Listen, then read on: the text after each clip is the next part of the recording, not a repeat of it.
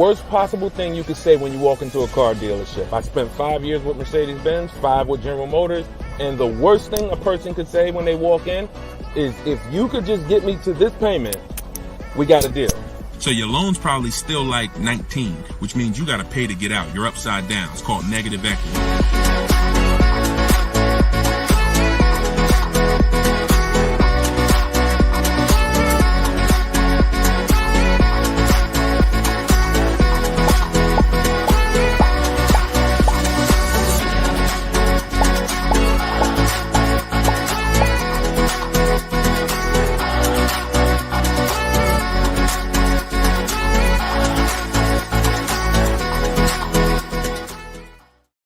Welcome, everybody. Welcome to episode 7, I believe we're on, of Car Shopping Questions and Answers.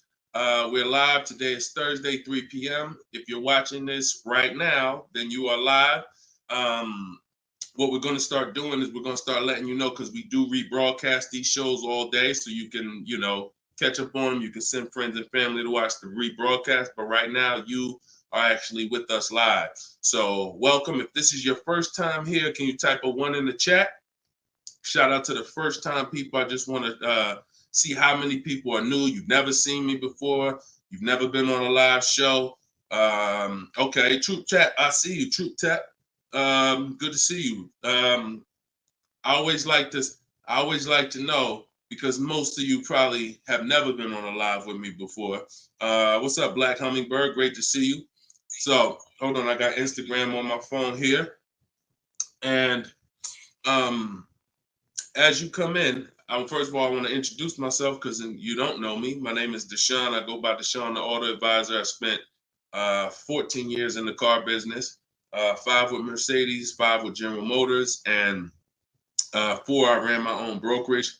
Now what I've been doing since 2020 is showing you how to get below market car deals on purchases, leases, used cars, new cars, everything from home. I'm the author of the book, the digital book, Cars from Home, 7 Steps to Saving Time, Money, and Avoiding Dealerships.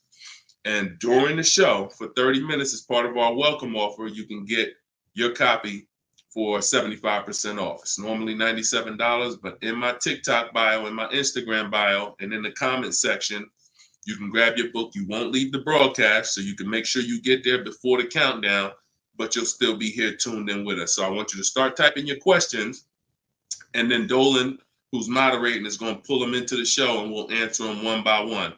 Okay? Start typing your questions. I see we already got one from Michelle here on TikTok. Bounce back. Type your question on Instagram. I see you. Type your question in. And could everybody who shares, share? I'm only talking to the sharers. I know who y'all are, and I'm talking to y'all. Shout out to the sharers. And I'm still trying to find out. I might do a giveaway once a show for the sharers only, but I'm gonna have to figure out how to see them. So I got to figure out, maybe you screenshot that you shared, and we trying to do something special for y'all above and beyond, because we can't grow this show without y'all. The ones who tell your friends, the ones who invite your friends, the one who tag your friends, the one who hit those share buttons. Appreciate y'all. So we got something coming for y'all very soon. Okay? So pull the first question, and Dolan, let's get the show on the road. Okay, this one's from TikTok. Leasing and maintenance versus purchasing and maintenance. Great question. So with a lease, most times all you're doing is oil changes, tire rotations. If you got a luxury vehicle or import luxury vehicle, maybe they require like a brake fluid change. Like when I worked for Mercedes, you had a service A, service B, service A, service B. That's how it usually rotated. And the service B was, a brake fluid change, but it's pretty cut and dry because it's a new car. So versus purchasing, then you're talking about long-term maintenance. Then you're talking about, which if you got a good car, you're usually still doing those things up front. But as you own it long-term, now you're doing things like, you're doing the recommended maintenance. So you might have a 60,000 mile service, a 80,000 mile service, a 100K service. These are all things that come in the maintenance book. And with the lease, 99 times out of 100, we're not doing that. So, you know, it's a very, I'm not going to say we're not doing that, but if I lease, whenever I lease, I'm not doing those services because we're out of the car way before we ever hit that mileage. So big difference, big difference. All right, go ahead. Next one, Dolan. Let's go. Black Hummingbird, and y'all forgive me because I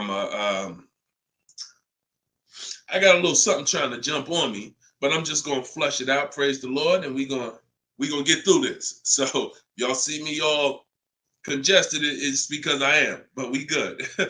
My car was totaled in an accident. Sorry to hear that. How long should I wait before I get another one? How long can you wait?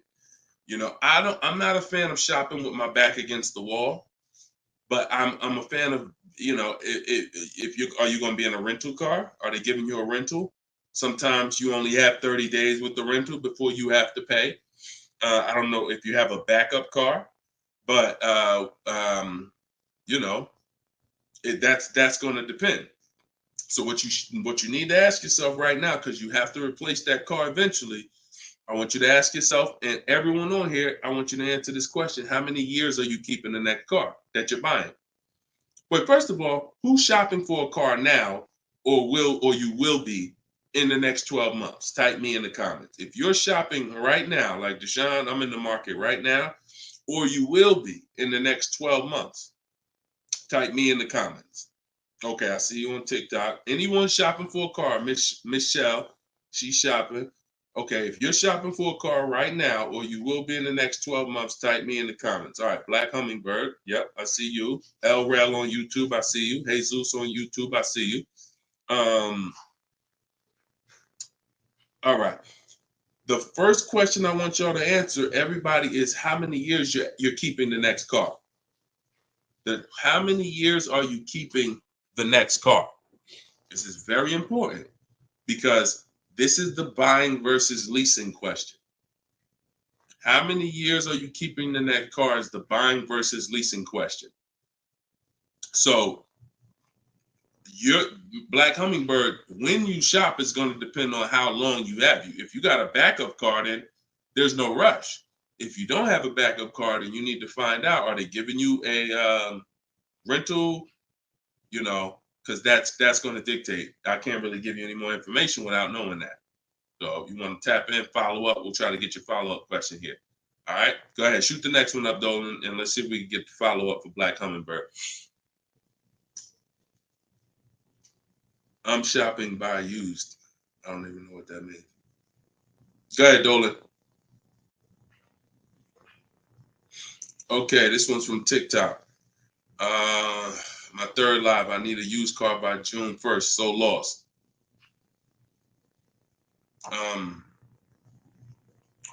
Where you lost? Everyone learns differently. So you have to ask yourself, how do you learn? There are people on these lives, we've already gotten DMs and emails saying that people use the show, they use the strategy, and they got cars. So we've already got, and we've only been doing these shows for a couple weeks now. That's because they can learn that way. Somebody else who can't, you got to be honest with yourself, but I give you the information in multiple different ways.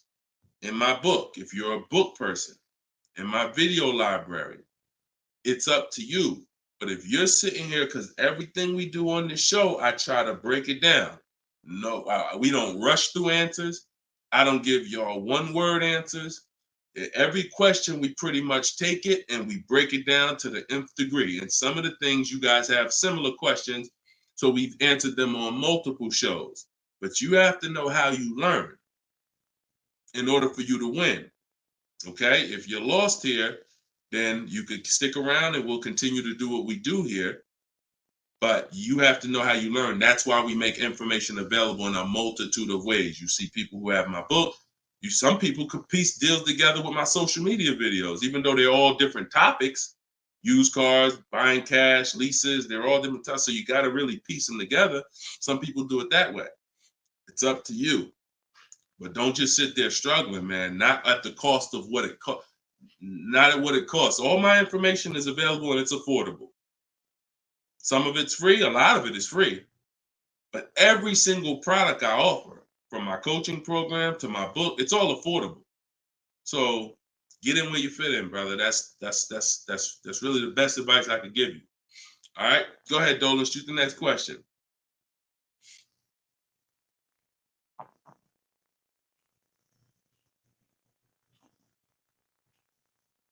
Okay, this one's from YouTube. LRel, what's going on? Peace, Deshone. I'm in the market for a used pickup truck for work.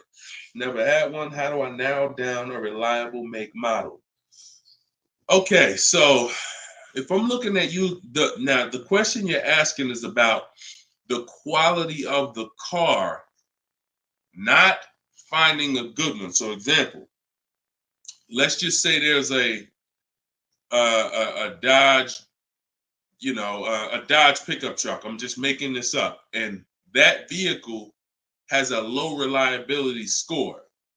It doesn't matter if I go find a good one and I use my steps, the steps I'm going to go over with you to find a great used car, because the car overall has a low reliability score.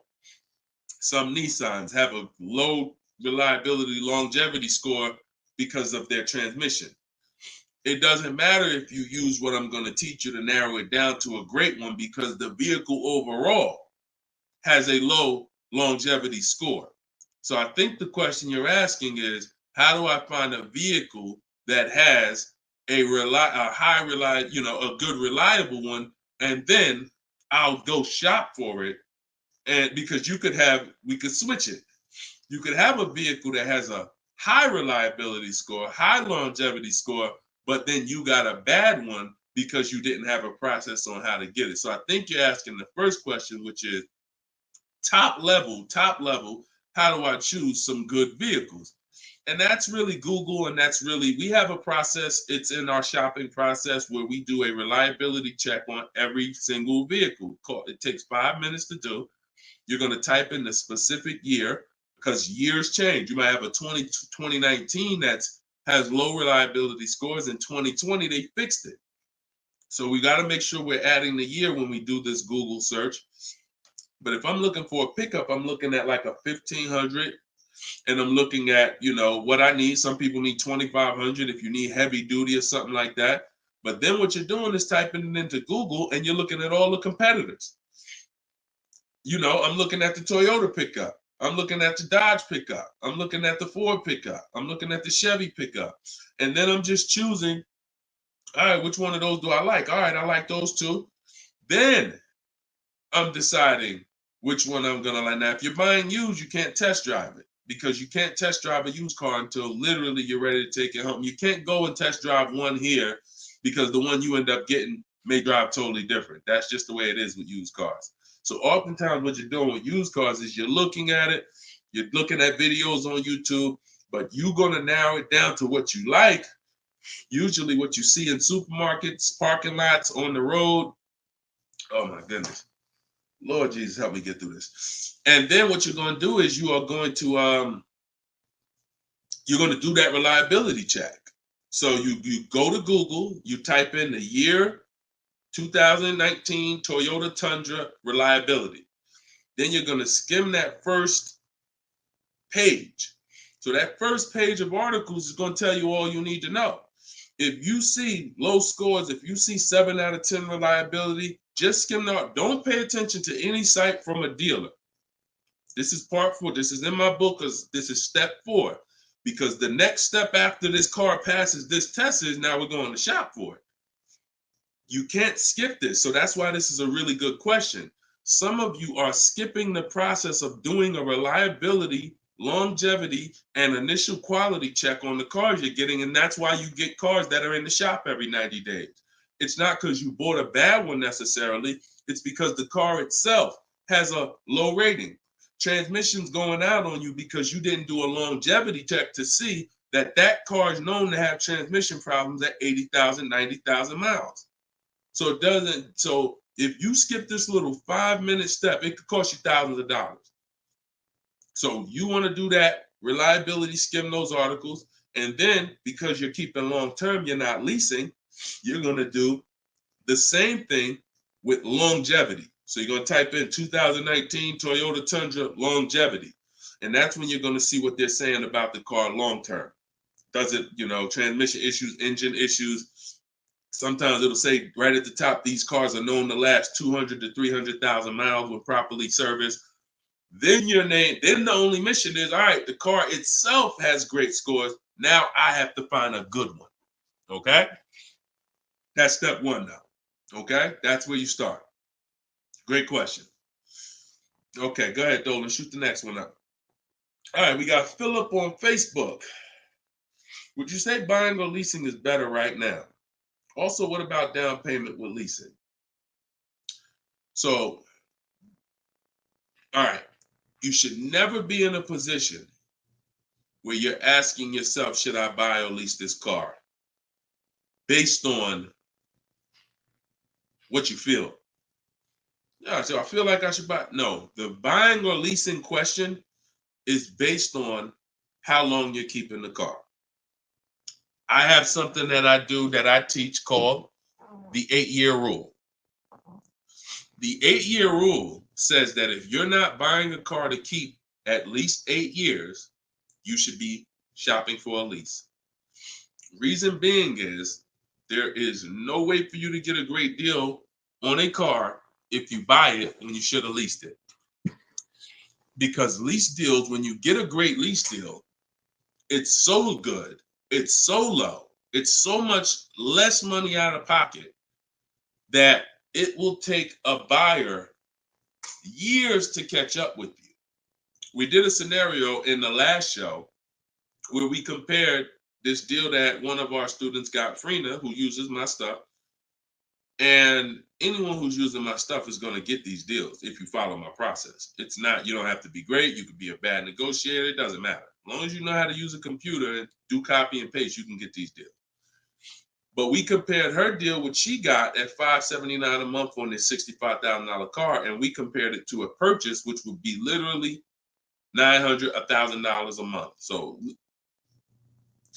how do we make this decision? Very simple. If you are not buying your car to keep for 8 years, you should be leasing it, because in the middle, y'all know when I break this out, if you've been on the show before, this is the depreciation scale. This is how your car goes down in value. I know some of you have been taught, I want to buy my car, I drive as much as I want. I don't want to pay for the miles. But you're paying for your miles. Because check this out. You buy your car here for $30,000. A year later, even if you don't drive it, it's no longer worth $30,000. At best, it's worth $22,000. If you don't drive it 1 mile, it's probably worth $25,000. You lost $5,000 and you never drove it 1 mile. That's depreciation. So your car is depreciating like this. Year 1, year 2, year 3. That's why you flipping these cars, buying cars, trading them in 6 months, a year. You're losing at least $5,000, $10,000, but they'll hide it in a monthly payment. See, a cash buyer, you never do this. Some of you who are like, I pay cash, you never do it. You never buy a car, turn around, I don't like the car, I'm gonna trade this thing in. Because when you come in and they tell you, well, I know you just paid 35, but we can only give you 28. I just bought the car 6 months ago. You know what I mean? I lost $7,000 that fast? Yep, at least. You're like, all right, I'm not doing that. But with a payment, they'll hide it in a payment, and you don't understand. You just lost $7,000 in 6 months. So this is how you have to see this short-term ownership when you buy a car. My car is going down in value 20% the first year, 15% the third year. It's losing thousands of dollars. But if I keep it a long time, 7 years, 8 years, it starts to level out where I'm not losing that money anymore. If you have a car outside your house right now that you've had for more than 8 years, I want you to type the number of years you've had the car. Everybody on here, we're live. This is our 3 p.m. Thursday live show. This isn't a rebroadcast. So tell me right now, everyone who has a car outside, type how many years you've had the car. How many years? If it's 8, if it's 9, 10, 12. Had somebody on the last broadcast, somebody said they had like a 15-year-old car outside. You'll notice this, Gilda, you got an 11-year-old car outside. Here's what you'll notice. Your car is no longer losing value like this every year. Your car is no longer losing value like this every year. You're going to look and say, if let's assume right now, Gilda, your car is worth, I'm just making up a number. I don't know the car, nothing. Let's say it's worth $8,000. A year from now, it's going to be worth close to $8,000. Probably worth $75,000. That means you've won. So when you're trying to, when you are buying, wow, Carol's Care has a 18-year-old car outside. So that means you've won, because this is how you win with a purchase. And pay very close attention to what I'm about to say. You don't win when you pay off the car. You pay off the car, but your car's still dropping like this. You didn't win yet. You didn't win yet. You win when you actually pay off the car and now the car is not dropping in value. You beat the depreciation. That's when you win purchasing. A lot of people were taught, don't keep the car that long. And that's where you're losing. That's why leasing is for you. Because there's only two ways you're going to avoid those hits. You're either going to keep the car long enough to get to where people like Gilda and Carol are. Look, Big Rich has these are people who kept cars long term, or you're going to get great lease deals where you're paying pennies on the dollar and you're winning. But those of you who are stuck in the middle, we got to get you out the middle, because you are losing the most money. You buy cars, you resell them. You buy cars, you trade them in 2 years, 3 years, you're losing the most money. You lease, but then you buy the lease. You're losing the most money. You're stuck in the middle. You got to pick a side. There's only two ways to win.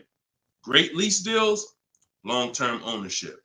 Anything in the middle, you're losing thousands and thousands of dollars in depreciation. All right, we clear? All right, perfect. Shoot the next one up, Dolan. I see you, Luscious. I purchased the book. Awesome. Congratulations. Enjoy it. This whole show is sponsored by my new book, y'all. It's called Car Shopping. It's called Cars from Home. 7 Steps to Saving Time, Money, and Avoiding Dealers. So we have a welcome special. So you can get your book for 75% off the whole broadcast. Well, 30 minutes. It's normally $97, but you can get yours. We're rated 4.94 on Goodreads. You can get yours for $24 as long as you get to my bio before the 30 minutes expires. And $97 is a great price. Because here's the thing. I got a lot of books on my shelf. I cannot tell you a lot of books that saved me a lot of money. And my goal for this book was to be one of the books where you look at and say, man, this book right here has saved me thousands and tens of thousands of dollars. And that's my goal for the book. And we've been doing well at that. So, all right, this one's from Instagram. Mission Green. I'm in a purchase for 2 years with negative equity. Want to get into a lease. How can I walk away with the least out-of-pocket cap? So, you're in a purchase right now. You realize, Deshone, I'm not keeping my cars 8 years. I want to transition to a lease. Okay, so what you're going to do, the first thing you're going to do is an equity assessment. Equity assessment is when you find out you're going to get the highest bid, because we never sell a car. We don't trade cars. We never replace a car without getting bids on it. We never buy a car without getting bids on it. We never take a loan without getting bids. So what we are doing is we need to get bids, because bids are going to tell us what is the highest offer we can get for our car, which means that would be the smallest amount of negative equity we could possibly have. So as you get these bids, you're going to get your payoff from your bank, call your bank, get your payoff, then go to CarMax. We like to get 6 bids. CarMax, Driveway, Carvana, Kelly's Blue Book Instant Cash Offer. Do not use kellysbluebook.com. It's nothing but a marketing website that it does us no good. Kelly's Blue Book Instant Cash Offer.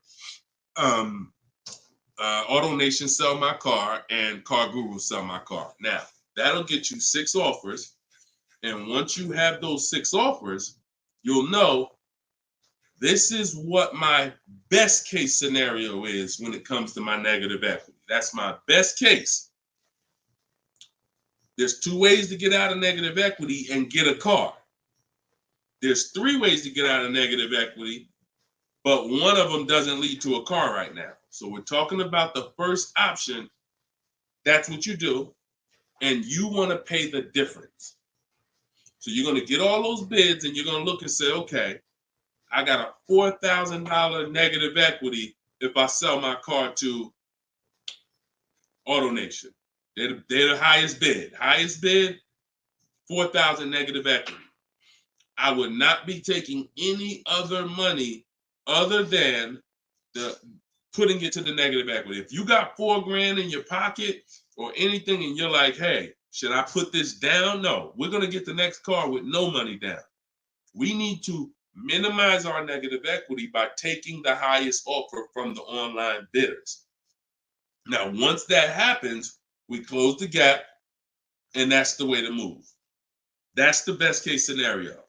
So if you can't do that, then what you're going to do is you have to trade.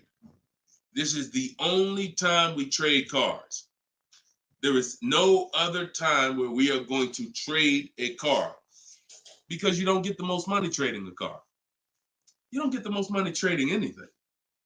If you think about it, if you got a lawnmower and I got a bike, and I'm like, man, look, I'll trade you my bike for your I'll trade you my bike for your lawnmower.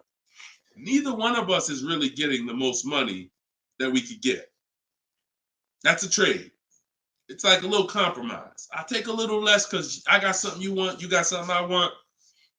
It's different than me saying, you know what, I got a bike. Let me see the most money I can get for my bike, and then I come back and pay you for the lawnmower. And this is how you have to see it. This is why we don't trade. Because when you trade, you're not making the buyer win a bid. You're not making the buyer bid. You're just saying, whatever you could pay me, I'll take it. That's why the first option I just laid out is the best option. But some of you don't have the cash to pay the difference. So you have to now forget about the old car right now. You shop for your new car and you get bids. So let's just say in that example, I find out I'm you. I can't cover the difference and sell to the online bidders. Now I'm going to start shopping for my lease. So let's say I'm shopping for a Jeep Grand Cherokee. I get my offers. I find out who wins the bid. I identify you're the highest bidder, and I'm going to that dealer and saying, okay, you're the best bid. Can you tell me what you could pay for my old car? I'm not telling them what I owe. That doesn't matter. I'm just seeing, what could you pay for my old car? And then I'm going to have them get an offer. Now, it's not, in 99% of the time, you guys, it's not going to be what you thought it was. If your highest offer over here with the online bidders was 22, do not think that dealer who won the bid is going to say, I'll give you 22. They probably say, the most I can pay for it is 20. And you have to take it because they can't win both bids. That's just almost impossible. The fact they're going to outbid all their competition on the car you're trying to buy from them. So I beat all these other Jeep dealers to win your business, and I'm going to beat CarMax, Boom, Driveway, all these other companies and pay you more for your trade. That's not going to happen.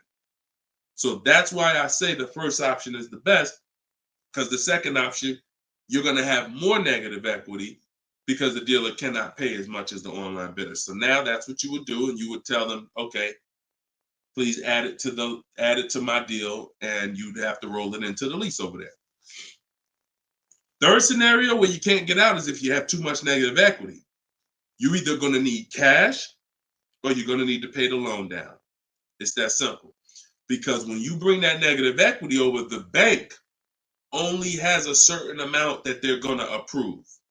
If you're buying a $40,000 vehicle, they're not going to approve $55,000 because you got all this 10 grand negative equity, 12 grand, you're just trying to slap it on. You can have a 900 credit score. That's why I call negative equity the bad credit for people with good credit, because it can literally prevent you from getting a car. So that's when you have to pause, or you got to put money down to try to get within the loan to value ratios.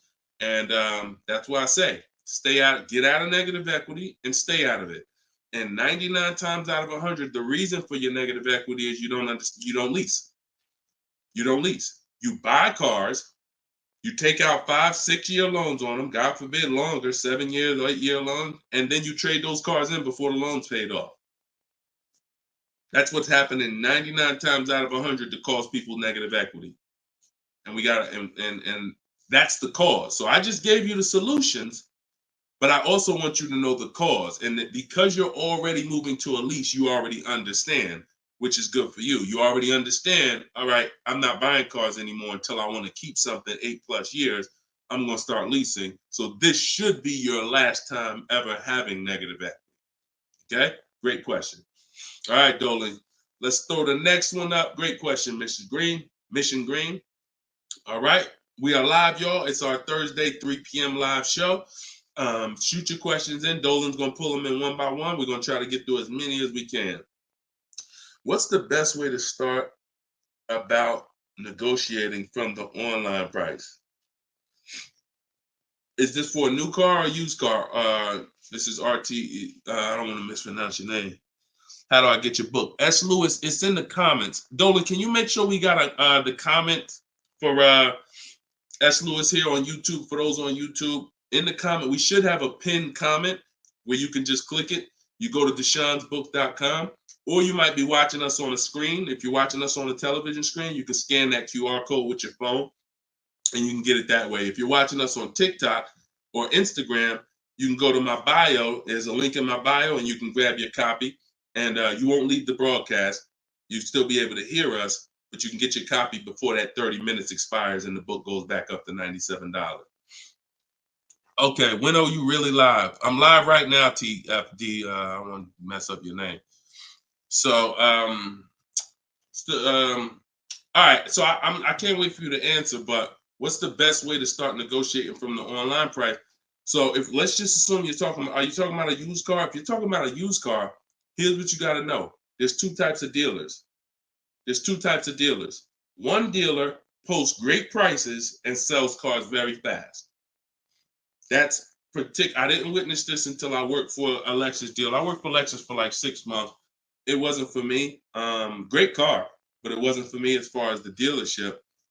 It's just I had already sold Mercedes. Mercedes was a little bit more exciting clientele because it's just a bunch of different people. There's luxury people, there's sports people, there's performance people. So I went back to Mercedes. But what I saw with this dealership was big on volume.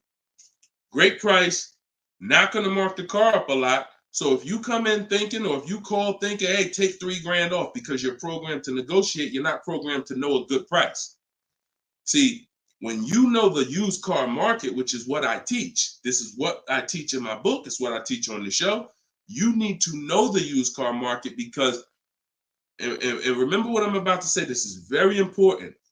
What's hurting you is you don't even know a deal when you see it. I've had people who are looking, I'm literally making them an offer that I know the dealership is daggone my manager don't even want to do this deal, but they need it. We need the deal. We behind on our numbers. I'm selling the car. We ain't making, it's like pretty much a break even triple net deal. And they're still looking and questioning it. There's nothing we can do. And the reason why I never get in that situation, and the people who listen, if you listen to me, you'll never be in that situation, is because when you have multiple offers, you know a deal. See, the reason why those people would question if this was a deal, they didn't have enough offers. They didn't see that there's offers $2,000, $3,000, $4,000 more than the one I was making them to know confidently, Deshone, this is better than every offer I got so far. Let me take this and get up out of here. So you don't know a deal when you see one, and that's hurting you because someone who knows a deal, like me, or like somebody that listened to me, give you an example. Some of you are in the same town as some of you have my book. And some of you are actually shopping for the same car that someone else on here is shopping for. that means y'all are competing. So someone who's using my stuff and who knows a deal and who's sitting here talking to multiple dealers while you looking at one dealer slow and doing this, they're going to get that car out of before you even have a time to wonder if this was a good deal. Oh, you know what? That is a good deal. Let me call them back. That car's gone. It's gone. So that's the first type of dealer. They price the cars to sell and they're not going to be online for more than 24, maybe 48 hours, and they're gone. The other used car dealer is dealers who price them high and they prepare to negotiate. They're ready because they know people want to see a discount and they're waiting for somebody like you to come in and say, okay, knock $2-3 grand off, you know. But if they're overpriced, what does it matter? If you're overpriced $3,000, $4,000, $5,000 and you take $3 grand off, you're still, it wasn't the best deal. So don't think so. Some of the best used car deals, when I bought my Infiniti truck, he literally only had $800 he could give me when I got there. I didn't ask for it when I was on the phone because, again, what I say, I'm trying to teach y'all the psychology. I don't want you to know everything that goes on behind the scenes. I just want you to know what to do. But every now and then I got to tell you why you should be doing this.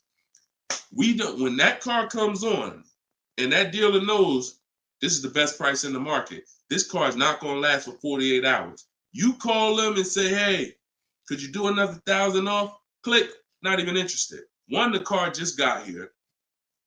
I don't know who you are. I don't know if you're serious. Listen, we ain't got no time for that. What we do when we find that best car is we know we've done all our research online from home. I'm on my way. Only thing I need to know is, has the car been smoked in? Because I can't see that online. That's the only thing. We verify that there's no fake fees, because some dealers will price a car low and then they add fake fees because they want you to come without even asking them about the fees. And the second type will, hey, the car's been smoked in, and if you don't ask them, you'll get there and be like, oh, car smells like smoke. That's the only two things we verify. No bogus fees. Nope, hasn't been smoked in. I'm on my way. Then when I get there, we test drive. Car meets our test drive. All right, boom. Can you do another 500 off, 700 off? Because I already know it's the best price in the market. See, when you know the market, you negotiate intelligently. When you don't know the market, you come in, hey, listen, take $3 grand off. You don't realize you look ridiculous. I don't want you looking ridiculous saying, yo, man, I can't do it. You haven't done your research. I don't want you leaving, oh man, that dealer don't want to make a deal. No, you didn't know a deal.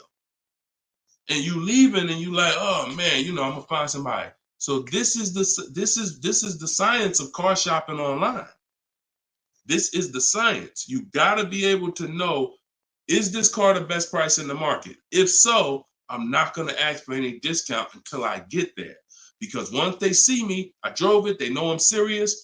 I know the car's the best price in the market. Hey, can you do another 500? Even if they say no, I know they won. All right, I won. But if they say, yeah, listen, I wouldn't normally do it because the car just got here, which is true. I know that. But, you're here. We want, all right, $500, we got it. Or, hey, look, can we split it? I really don't have the room. In which case, we know they're telling the truth because we know the market. You got it. We'll do it. This is how you get below market used car deals. You don't just stumble onto them. You get what I'm saying? Is everybody clear on that? Type clear if y'all are following what I'm saying. Clear if you're following what I'm saying. You're not going to accidentally stumble into a below market deal. It takes strategy to get below market deals. If everybody could get below market deals, they wouldn't be below market deals. They'd be average deals. Does that make sense? All right, glad we clear. I see you, Michelle. All right, shoot the next question up, Dolan. Let's roll. Let's keep it going. I see you, Rose, on Facebook. All right, Blooming Chosen One from Instagram. Almost done closing at 1%. Let's go. Come on. Come on. That's what I want to hear. Come on. If y'all don't understand, Blooming Chosen One is about to close a 1% lease deal. That means her lease pay, I'm assuming that this is a woman. I can't see, so forgive me if there's no picture. She's about to close a lease deal at 1%, which means her lease payment is 1% of the MSRP, no money down. I just want to make sure it's clear, chosen one. We don't, if it's money down, it's not 1%. It should be like $400 a month. I'm giving you $400, car's $40,000. That's 1%. So, any tips on techniques for finding great deals on insurance? I use Insurify or I use Jerry.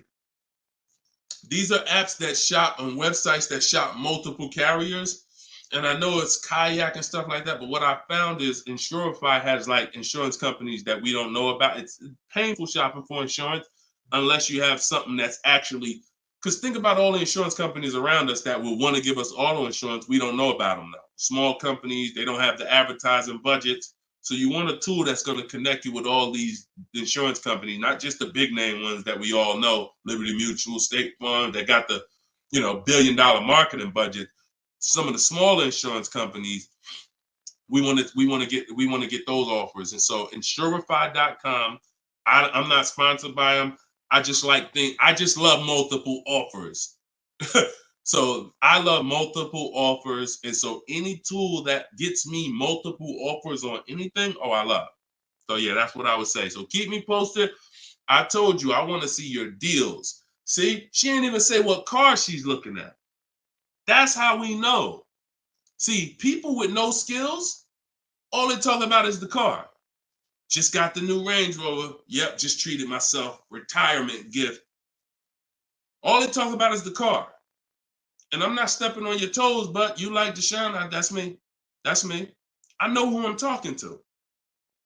When you start getting skills and buying cars, making people bid 90 minutes from home, using my systems, the first thing that you're excited about is the deal. The car is second, but the deals, once this deal's closed, now I'll get excited about the car. All right, good job. Great job. I love it. Go ahead, shoot the next one up, Dolan. All right, from TikTok. Is it true that there is no need for down payment? That if you do it, it goes to the salesperson's commission. If you do it wrong, if you are doing a down payment, it's between you and the lender. If you go in and you're a payment shopper, then your down payment is usually going to go to commission. A payment shopper says things like, how much does that car cost a month? Okay, that's a little high. Could you get it to, could you get it like under 6? As a payment shopper, no idea about the numbers, just talking about payments. If you stop doing that, and if you've done that, see, I don't want to, look, I hope we're building a community here where people could be honest. If you've done that, type ouch in the comments. If you've gone into a dealer, looked at a car, and said, how much those run a month? What kind of monthly payments are on those? And I know that there's some people who are not gonna be honest, but this is how a lot of people shop. It's a payment thing. Yeah, okay. I appreciate it. I see. All right. I see we got some. All right, we got some people being honest in here. I see you. I see you, Michelle. I see you, Bye Lion. Not Michelle. So that's where you get in trouble. So what do you do outside of that? You separate the payments from the car. The payment you handle when you're shopping for, look, Byron on YouTube said, ouch, just experienced this past weekend. It's terrible out here. It's great out here for us, okay? It's terrible when you have no strategy. It's terrible if you're winging it. It's great out here for us. Like, and I'm not even saying that, underplaying that. Like, I've been doing this so long, and I got just so many people that done learn from me, and so many people getting cars. I got a private group, so I get to see this stuff. You know what I'm saying? I get to. If you guys been on these shows, I share people's stuff. I share Tope stuff. Greg's deal. This is our book, 4.94 on Goodreads. Get your book 75% off, or you can wait and miss the 75. You can pay 97. Either way, it's worth it. Either way, but $24 is better than $97. In my TikTok bio, you got 30 minutes, or in my Instagram bio. But check this out, Kimberly's deal. She saved 20 grand off her Maserati. Look, Bonita, Middle of the pandemic. So we've been hearing since we started this whole thing, yo, it's terrible out here. Man, there's no deals out here. Middle of the pandemic. Look, December 2022. Blood in the streets. Kia Telluride, one of the most popular vehicles of the last 3 years. Bonita, from home. Kia, 2023. 600 down, 600 a month. People paying $800-900. It's people right now that's going to watch this broadcast that has this particular car paying $700,000-900,000 a month for it. This same vehicle. So, Charles, Hyundai Palisade, top 5 most popular vehicles the last 5 years in this category. Look, $597 a month, $48,000 truck.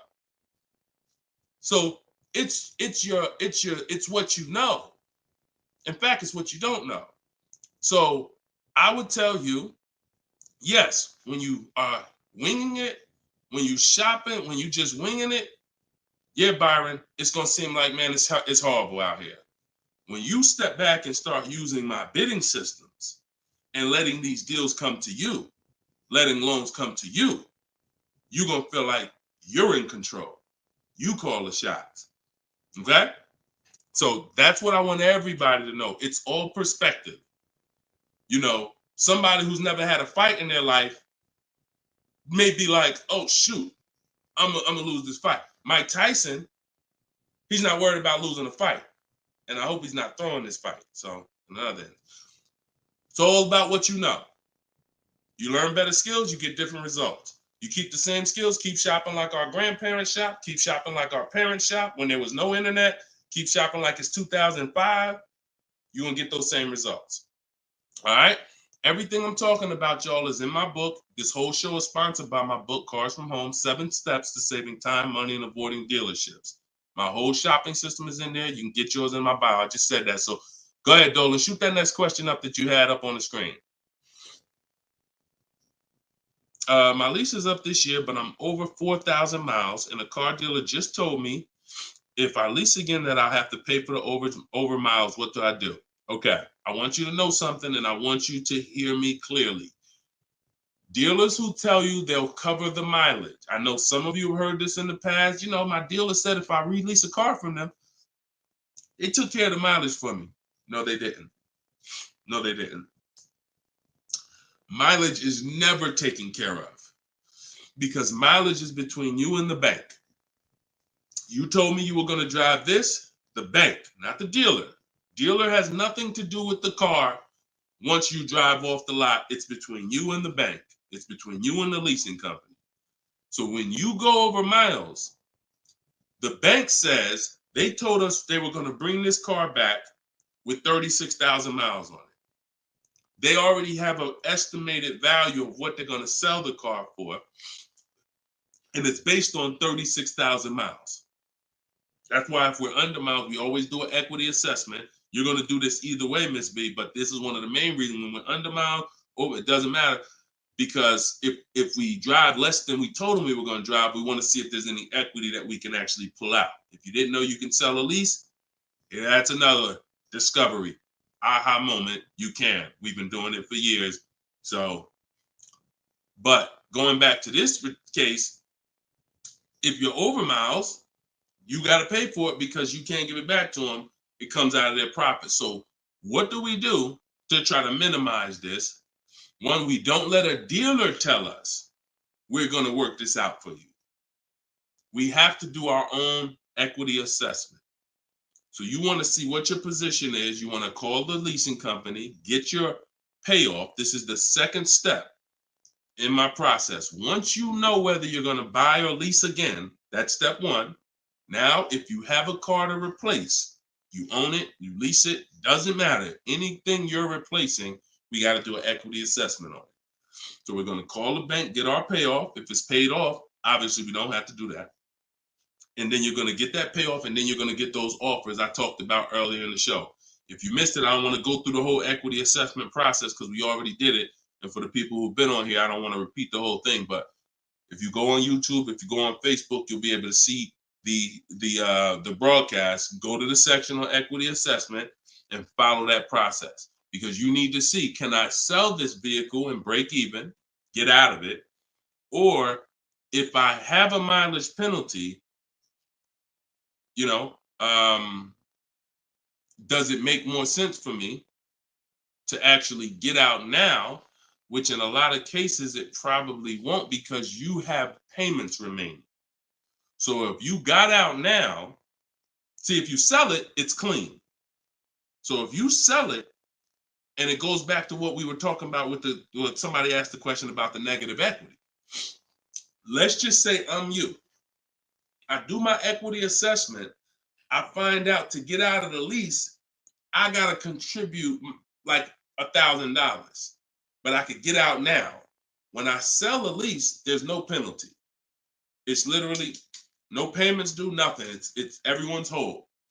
That's the only way everyone's whole. My second option is I got to account for the payments I have left on my contract. If I got 5 payments left at $500 a month, that's $2,500.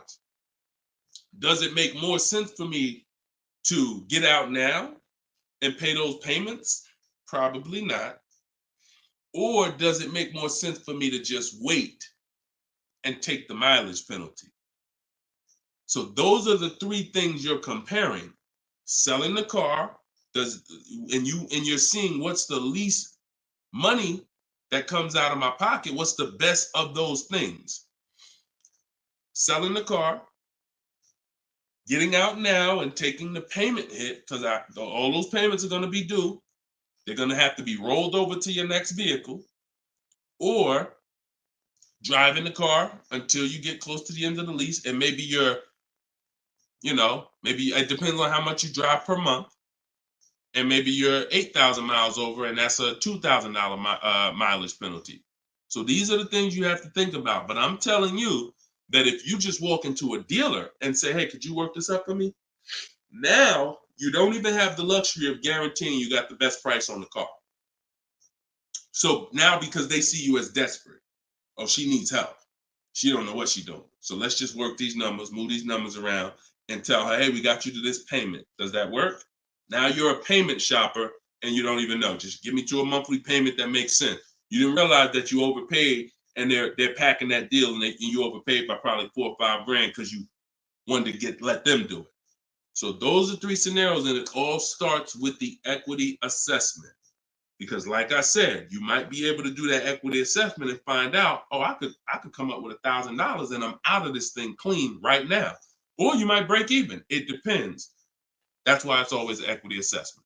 Equity assessment is probably everything in our process is important, but my God, skipping the equity assessment, you're skipping probably half of your transaction. Okay? And if you don't know how to do equity assessment, watch the show earlier. If you have my book, it's all in there. It's up to you.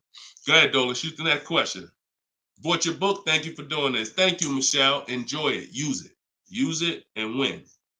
For the rest of your life, use that book. And it's a digital book, so you don't have to worry about when it needs updating. I just update it. You'll open it one day. Like, let's say you get your car now. A year from now, you open up that book and you're like, all right, I need another car. My spouse need a car. My child need a car. Man, wait a minute. There's different stuff in here. That's why you always keep the email I send you with the master link in it, because that's where I update the book. All of you who got the book, when you download it, don't save the email, because when you click that master link, that's where I update the file whenever something changes. So, and I couldn't do that with a print book. I can only do that with a digital book. Yeah, don't worry. I don't do trades, J. Paul. So if you ever see somebody selling crypto, all of that, like anybody with a decent amount of followers is going to have knockoff accounts. Like, I do car education. That's all I do. I don't do crypto. I don't do none of this other stuff. It's been fake Deshone the Auto Advisor accounts since we was on TikTok. We got 1.5 million followers on TikTok. The fake Deshone the Auto Advisor account started popping up. Nothing we can do about it. You got to watch it, though. Watch it. Okay, this one's from Instagram. Considering a lease of a Lexus electric vehicle. First time lease customer. Do you have any advice shopping for a lease premium electric vehicle? Same process. Same process.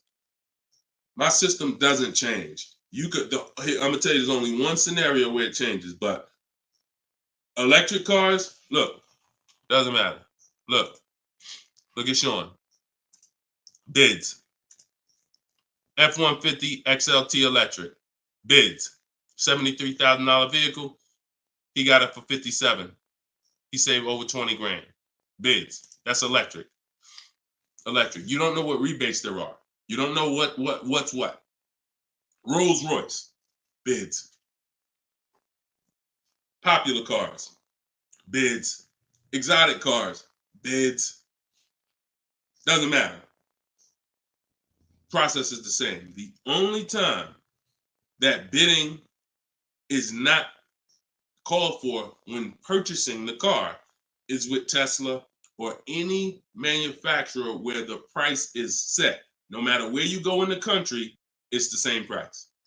You buy Tesla in New Jersey, same price in California, same price in Minnesota. One price all around the country. You order the car. That's it. I don't care if you have GM supplier pricing. That everyone's doing a different price. Some people are not going to tell you. They won't tell you what the rebates is. Some people, oh, Deshone, I'm a Ford employee. I get Ford special pricing. Bids. Because 80% of dealers are going to lie and not give you the real Ford special pricing. Everything is bids. Put everything under there. All right? Go ahead, Dolan. Shoot the next one up, brother.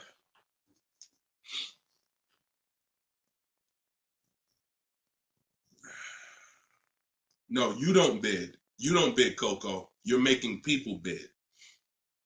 This one bounced back, Brian from Instagram. What's up? Hey, bro, I recently financed the BMW 330M, but the problem is they gave me a high APR. Sounds like a payment shopper. Listen, we got to take responsibility.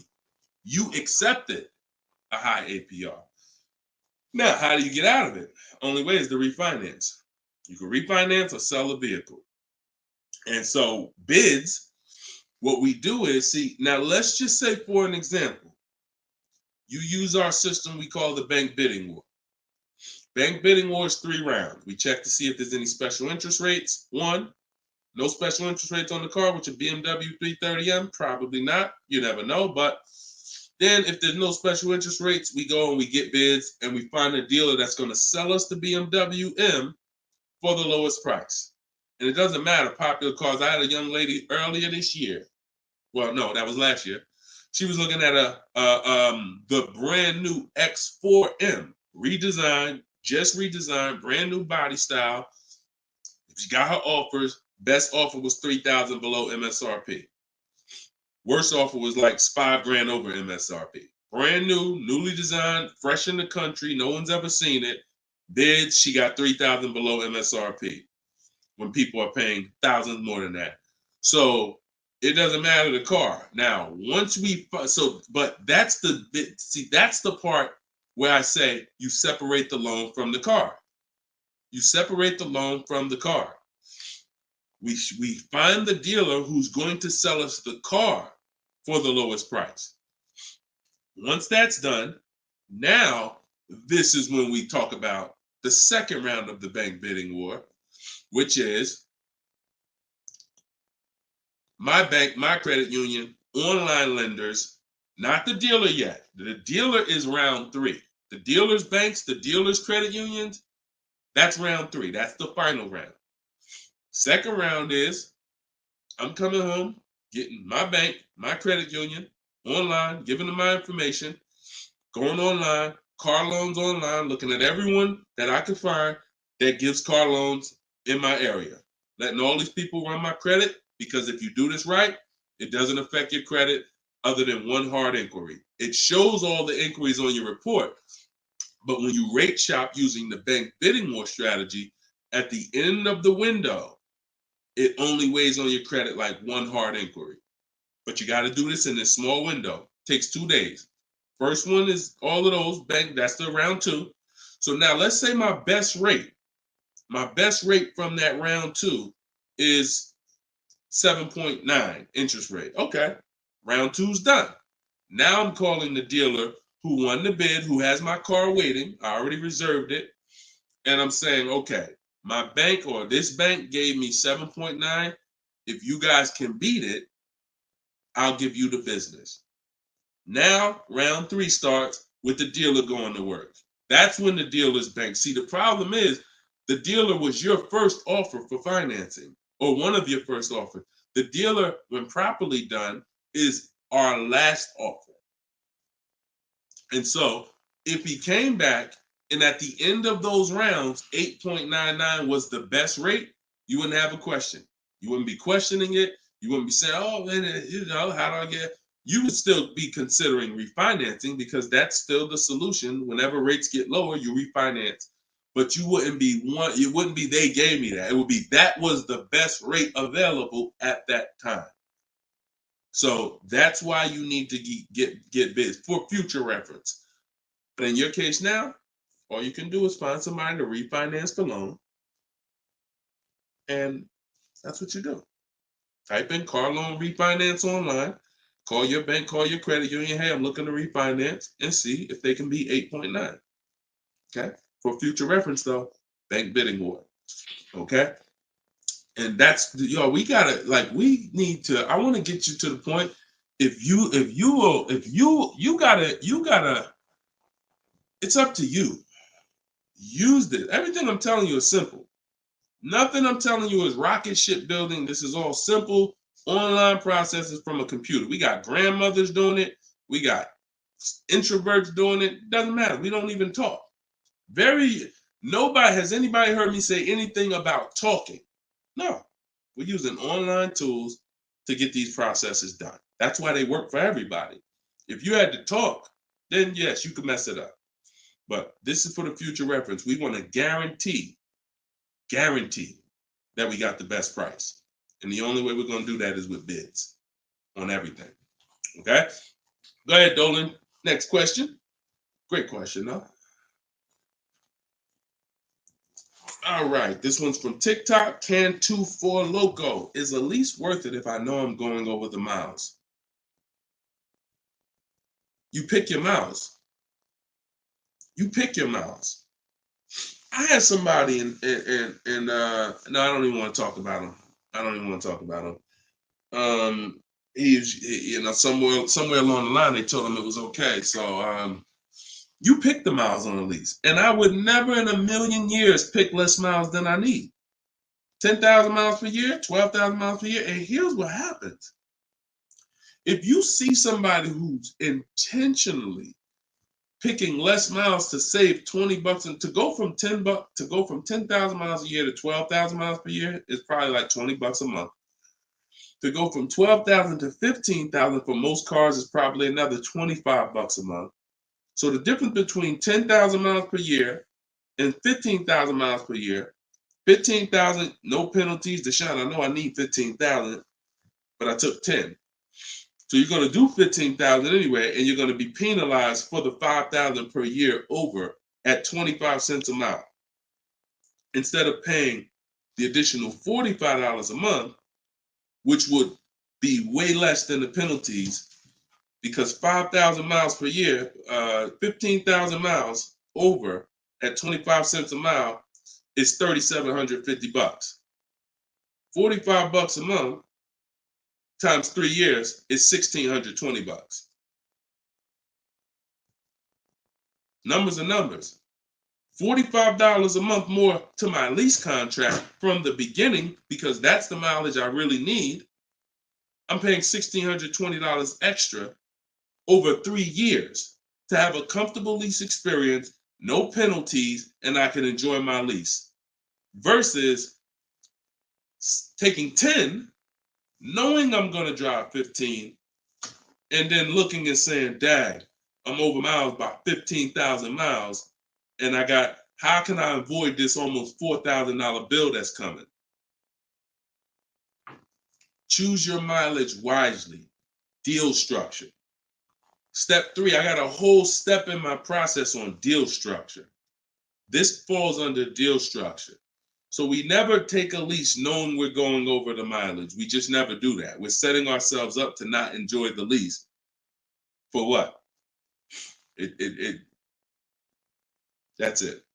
Step 3 in my process, I got part of deal structure. I got a section in my book on this, is choosing your mileage wisely, where you look and estimate how much you drive, Or if you have a car, you just look back and say, all right, I drive 12,000 miles per year. You can look back at what you drove. If you don't have a car, then you're just going to look and say, all right, how many miles do I drive to work? Okay, and you add the miles up, and you'll see throughout the year. Oh, plus I'm gonna take a vacation. I want to go down. I want to go on vacation 2 times a year. That's gonna be another 1,000 miles each. All right, perfect. I need 14,000 miles a year. It's a 5 to 8 minute exercise, but you haven't been taught to do it. So there's nothing in my. I don't skip anything because I've been doing this since 2006. I've seen thousands of scenarios working in dealerships, General Motors, Mercedes, thousands. And every time I see something that is horribly wrong, that's costing somebody money, I just made sure I added it to my process. Okay, I'm gonna make sure anybody who listens to me doesn't do that, because this is what happens when they do that. So we got to choose our mileage wisely to actually enjoy our lease. Okay. All right, y'all. Look, we hit 1 hour and 6 minutes. I'm gonna wrap it. I usually try to go like 1 hour and 15 minutes, but as y'all can see, I'm actually struggling to get through this. I need to go and get me some tea, and that's what I'm gonna do. This is our second show for the day, and some of you may be watching us on a rebroadcast, but right now we're live. We've been live Monday, Tuesday, just so y'all know, and I'll probably have a link in my bio by tomorrow to our calendar. But most days we're going live Monday and Tuesday, Thursday and Friday. We're going live at 12 noon Eastern time, 3 p.m. Eastern time. So that's when our show is going to air live. And every time you see us on a rebroadcast, we're going to have a sign on the top that says rebroadcast. So y'all know, okay, this is a rebroadcast. In case I couldn't watch the whole show, I was at work. So we rebroadcast all the time. But yes, always a pleasure, y'all. Let's keep winning. Shout out to the people who got my book. I appreciate y'all. Thank you to those who reviewed it, who helped us get to 4.94 on Goodreads.com. I appreciate you, and continue to use the book and continue to unlearn the bad stuff you learned about car buying. If you don't hear me say it, that's because I don't do it. And no one who listens to me does it. You hear somebody say, yeah, I was in the dealership. I was in there like 4 or 5 hours, but man, I was using what Deshone teach. You wasn't using what I teach, because we're not in dealerships more than 30 minutes. 30 minutes, tops. If we in there for more than 30 minutes, you could clearly say, this ain't what Deshone teach, because I'm only here to test drive, or I'm only here to pick up my car if they don't deliver. That's the Cars from Home way. So you can get your book in the bio, 75% off, as long as you didn't miss the countdown. Even if you missed it, it's $97. Great price, but all right. Let me get up out of here, y'all. And always a pleasure. God bless y'all. And make sure you like and subscribe if you enjoyed the content. Tell a friend. All right. I'll see y'all on the next show. God bless you all.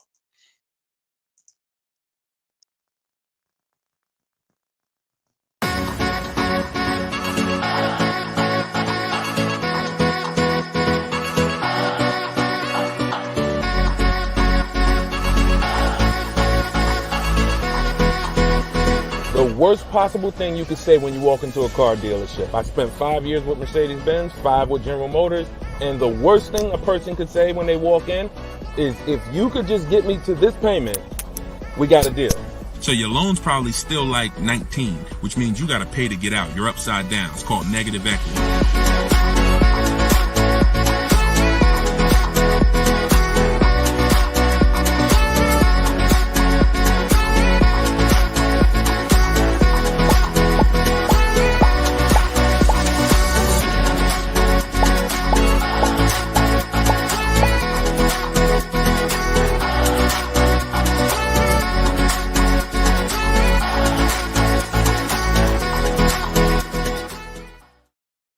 What is going on, everybody? Welcome to episode 9. Maybe episode 8. Either way, I'll make sure the right episode is in the comments. But welcome to Car Shopping Questions and Answers. This is our live show. It is Monday. This is our noon show. We want to make sure that you know when we're live and when we're rebroadcasting. So every time you see the rebroadcast, you'll see a badge that says previously recorded or rebroadcast or replay. But whenever you don't see that badge, then you know we are live, and you can engage with us and ask your questions, and we will make sure that we get through as many as possible. So come on in. Everybody just come on in. I'm actually just sharing this broadcast on Facebook now. And on TikTok, welcome. I see you, Claudia. I see you, Dreamer. You guys can start typing your questions in. And let's do a little housekeeping first while we let the first couple questions come in. If you don't know me, this is your first time ever on a live with me, type the number 1 in the comments. I want to give a welcome to the first time people who've never been on a live with us before. And welcome back to the people who've been here before. I'm your host, Deshone. I'm known as Deshone the Auto Advisor. I spent 14 years in the car business with Mercedes-Benz, General Motors, and running my own brokerage. And now what I do is I teach people the science of car shopping from home. I'm the author of Cars from Home, my new digital book, 7 Steps to Saving Time, Money, and Avoiding Dealerships. And everything that I talk about, everything if you've seen any of my social media videos, everything is based on one of the 7 steps in our shopping system. So we don't hold back. So you guys can come in. I see a lot of people on TikTok coming in. Could y'all start tapping the screen if you're going to spend 10, 15 minutes with us? We're usually here for at least an hour. If y'all can start tapping the screen so we can let TikTok know we're about to talk some serious money over here. Frankie, I see you. Good to see you, Frankie boy. Thanks for sharing. Shout out to the sharers. And whenever we have the first question, we will certainly get down to it. Also, if you, all of you do have the opportunity to get my new digital book at 75% off. I always like to let you know about this welcome offer. The book is normally $97 and it's currently 4.94 stars on Goodreads.com. So thank you to all of you who have taken the time to rate the book, to review the book. But most importantly, thank you to everyone who's using the book so that you can stop car shopping like our grandparents. No offense, but most people are shopping the way our grandparents shopped before there was internet, before there was leverage. And my mission is to show anyone who's willing to listen how to stop doing that and how much money that's costing them today. All right. Did we get the first question yet, Dolan? If not, then listen, you know I could keep talking. Okay, here we go. Instagram. Shout out to Instagram. All right. How long should you wait to refinance? It's a good question. I would refinance when it makes sense. If you have rates are high right now compared to where they were a year ago, 2 years ago, 3 years ago. So if you guys are in a higher interest rate than you could qualify for today, then you want to refinance as soon as possible. If you have an 8% rate and you could refinance to a 6% rate, you guys know on this show, if I talk about the money, 2% on a $30,000 loan is thousands.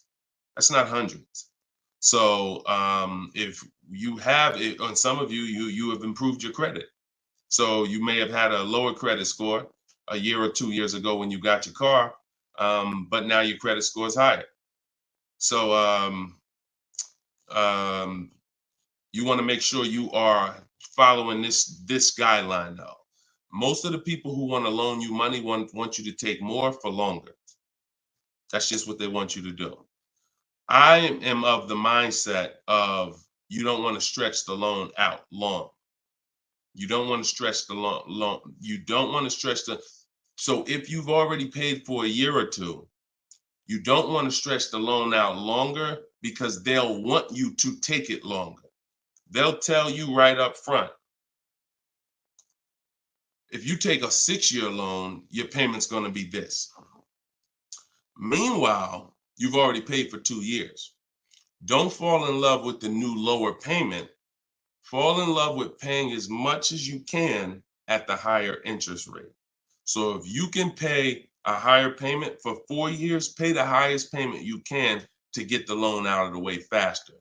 Don't be tempted to stretch out the loan and go longer with it. Or else you're falling into that trap. Like I said, people want to loan you money, want to lend you more for longer. They take it for 6 years. You could always pay it off earlier. They're hoping you don't. Okay, so that's typically the rules of thumb that I like to follow. All right. This is from Instagram. Well, this is Luna. I was desperate and just got the first deal. I set a very high payment. Can I refinance for a smaller amount? Luna, weren't you on the show a couple days ago? I was desperate and just got the first deal. I set for a very high payment. Can I refinance for a smaller amount? It's probably going to be early for you to do that. Did you? Hold on one second. If you hold on, let me open the Instagram comments so I could actually see. I know Dolan's bringing the comments to the show, but I want to make sure I could actually see the Instagram comments. Hold on. Okay. So because if you just got the vehicle, I mean, you could try to refinance, but it depends on how high of a rate they gave you compared to what you could have gotten if you would have followed like our bank bidding war process. You bought a brand new 24 Mitsubishi. Okay. Haven't you been on the show, Luna? This isn't your first time, right? You've been here. You've been with us for a couple. You've been with us for oh, it was in December 2023. Okay. I appreciate it. Thanks for the information. That's why I wanted to see the comments so I could actually have the dialogue with you. Yeah, I mean, that's all you could do. You could try and you could try to refinance online. You can go on Google and type in auto refinance online and start to see what those companies look like and see if but you need to know your rate, and then you need to know what the companies that'll refinance you are offering you and see if it makes sense. If you got a higher rate than you could have gotten, then certainly you can refinance. If they got you the best rate that you could qualify, then you may have to wait a little longer, but usually, it doesn't hurt you to check, especially if you're in a considerably high interest rate. You certainly want to see if there's a possibility, because like I said, 2 points, 3 points on an interest rate is thousands of dollars, not hundreds. All right, TikTok, y'all gonna spend some time with us. Can y'all tap the screen and shoot the likes up if you're gonna talk money with us? Here's the thing, y'all. I'm gonna be honest with y'all. Y'all know I've been this way from day one, and I can't be any other way. I'm considering, and some of you know, I'm gonna tell y'all a story because I'm gonna keep this real, real, real, right? So in 2021, we did a podcast. It was called the Auto Advisors Podcast. The Auto Advisors Podcast got 10,000 downloads in the first 90 days, which was a great metric for a new podcast. I stopped it.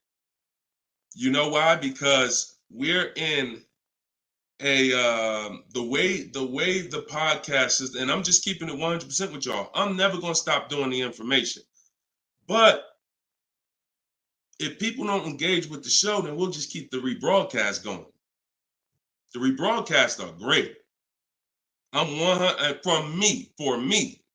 for my lifestyle, for my getting the information out. We do tons of free social media videos. I just don't want y'all to be questioning, Dad, why Deshone not doing the live show anymore? Because the live show needs to make sense. I've been telling y'all to share. I look at the shares. I see the people who come regular. I see not a lot of people share. All good. I just want y'all to know that when you can't ask the questions and you got to just do the rebroadcast, that's going to be the reason why. That's really going to be the reason why. Because we can sit back and we can let this live stream go 24/7. I love it. Dolan runs it. It's great. We sell a lot of books throughout the day. People get their questions answered. It's great.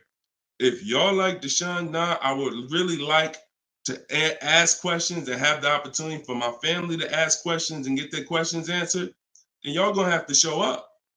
Y'all gonna have to show up. It's always been that way. Now, we're gonna have information everywhere for you.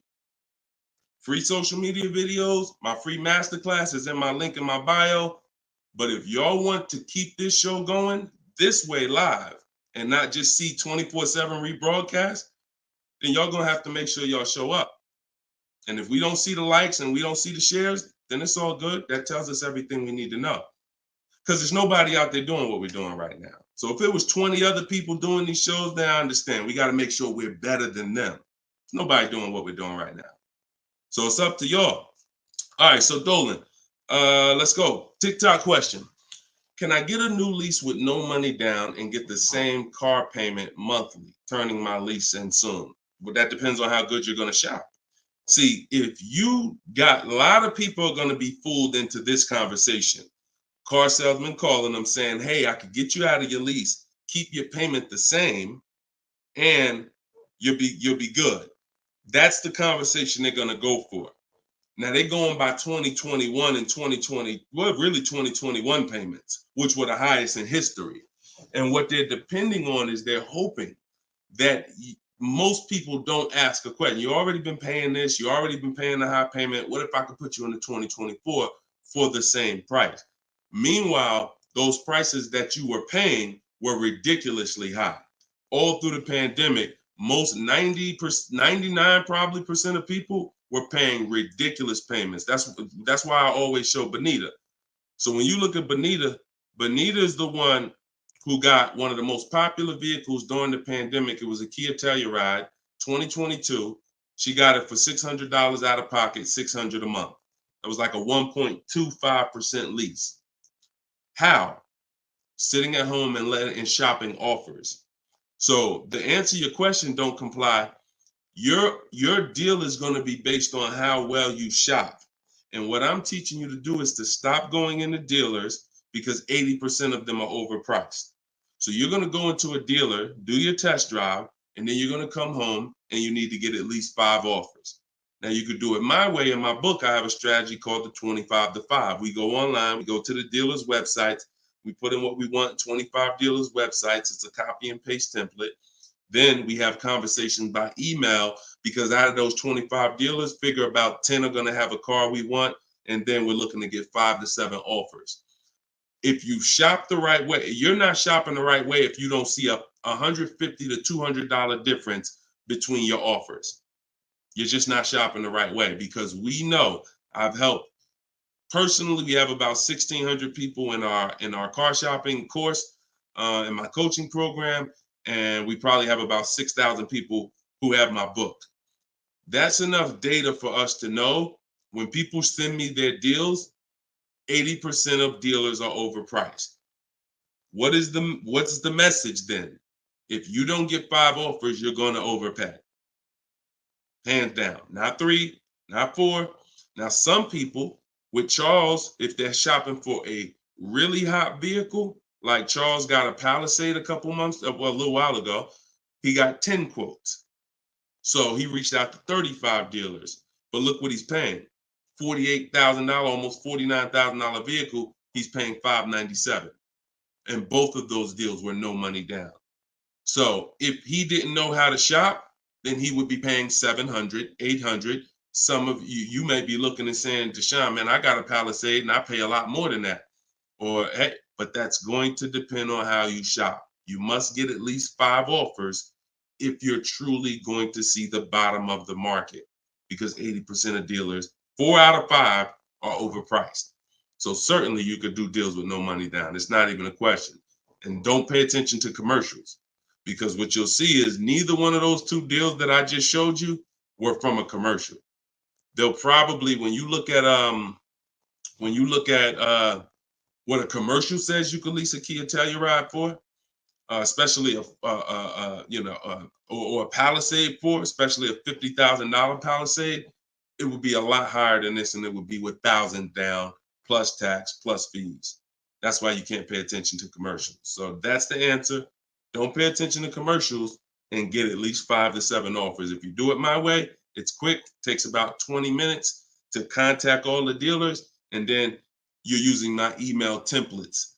Because what you got here, this is very important, you guys that are going to have conversations with dealers by email. You must know how to keep the conversation on your terms. You must know how to keep the conversation moving forward when people ask you, hey, can we get on the phone? Hey, can I get your phone number to call you? Hey, when can you come in? You must know how to have the conversation stay on your agenda. That's why I wrote the scripts. But even if you're not using my book and my scripts, make sure you are committed to staying the course, that you're not getting on the phone, you're not coming in, and that you're going to be shopping from home. Okay? Because salespeople will try to get you to come in. All right, go ahead, Dolan. Shoot the next one up.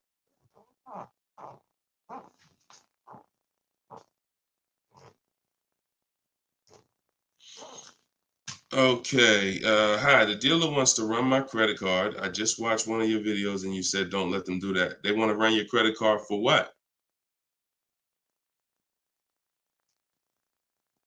Let's give Bless the chance to type. Are you purchasing something? They want to run your credit card to run your credit? Or did you mean they want to run your credit? What are they trying to run your credit for? I mean, your credit card for. Now, if you have made a deal with somebody, when we make a deal online, oh, you mean running your credit? For what? What's the purpose of you running my credit? And that's not even what the ad. See, when you request your offers, you're requesting your offers by email. And we're always telling them assume tier 1 credit. There's nothing else for us to focus on. What is the purpose? Now, again, let the 80% do what the 80% do. Lie, tell you stuff. You need to have other dealers in your inbox to know. Sometimes people say, well, Deshone, this dealer said, this one dealer said they don't lease. I said, okay. How many other dealers that you talked to said that? No one yet. Okay. When 80% of them say that, that means they don't lease that car. One dealer, they might be having customers come in, don't know what they're doing. Oh, yeah, no, we don't lease. Oh, okay. Well, I guess how much is it to purchase then? So let the 80% do what the 80% do. When we shop by the numbers, and when you shop by the numbers, you win, because if this dealer lies, the other dealer is exposed that they lied. So one dealer says I can't lease, and then 4 other ones give me a lease offer. Clearly, you were lying. So don't worry about what one dealer says ever. That's why you need to be having multiple conversations at all times. Trying to get my payoff, my car finance. Shoot Jerry's. Can you put Jerry's question up from Facebook here, Dolan? Okay, trying to get my payoff. Thank you, Dolan. My car finance company says contact dealer. Should I contact dealer? What the heck kind of broke leg, half-wit finance company you with if they telling you call a dealer for your payoff? What's the name of the company? What's the name of the company? You got to realize how the banks is in bed with some of these dealers, and you're going to understand that. The dealers couldn't have did Hyundai.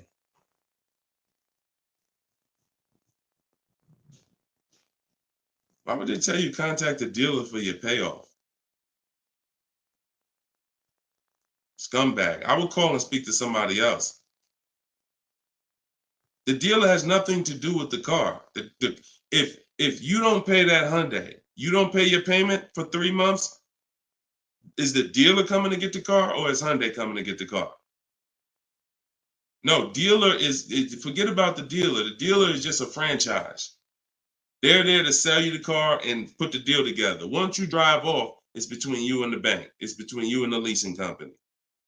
So why would the bank be telling you to go to the dealer? It's kind of like they're sending you, all right, so if you're calling for your payoff and the dealer says, oh, well, I'm going to charge you this much and this much and this much, because people will try to get their payoff, or people tried to buy their leases out, which is a terrible idea in most cases, but people were doing it and dealers were charging them a lot of money on top of their payoff, charging them fees on top of the payoff to buy their own lease.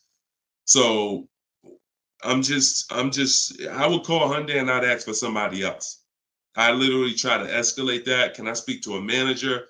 Can I speak to somebody? Why are you telling me to call the dealer when the dealer is not who? The dealer has nothing to do with the car anymore at all. From the day you bought it, it's between you and the bank. You're the one that I owe. Why can't you tell me my payoff? And I would speak to somebody until I can get somebody on the phone who could give me an intelligent answer. That's ridiculous. That's ridiculous. TikTok quiet today. Y'all quiet on TikTok, boy. What's going on? Are y'all gonna send questions in? Let's keep them coming from Instagram then. TikTok, y'all usually be the ones sending the most questions. Let's go. What's up, Ron? What's up, James? Let's go. Type in your questions if you want. Let's go. We'll be here for about an hour. Deshone got the ebook. Sent email templates out, got responses, perfect. Using the counter offer calculator, perfect. And they usually, and they either stop communicating or say I have to come in to do any further negotiations. We have scripts for that. We have scripts for that. No, none of the other dealers I speak to have said that. Just go to the script. Every single thing is a script because I know what they're going to say. I had to use those same templates.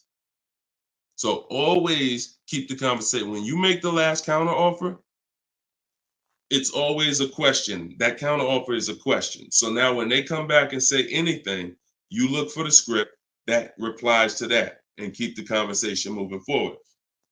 You know, once you send the counter offers, now you're just getting to the point where you're trying to see who's the best one. That's it. The counter offer calculator makes counters based on the best offer. So whatever that best offer is, it counters everyone. See, and they may stop communicating because they're already high.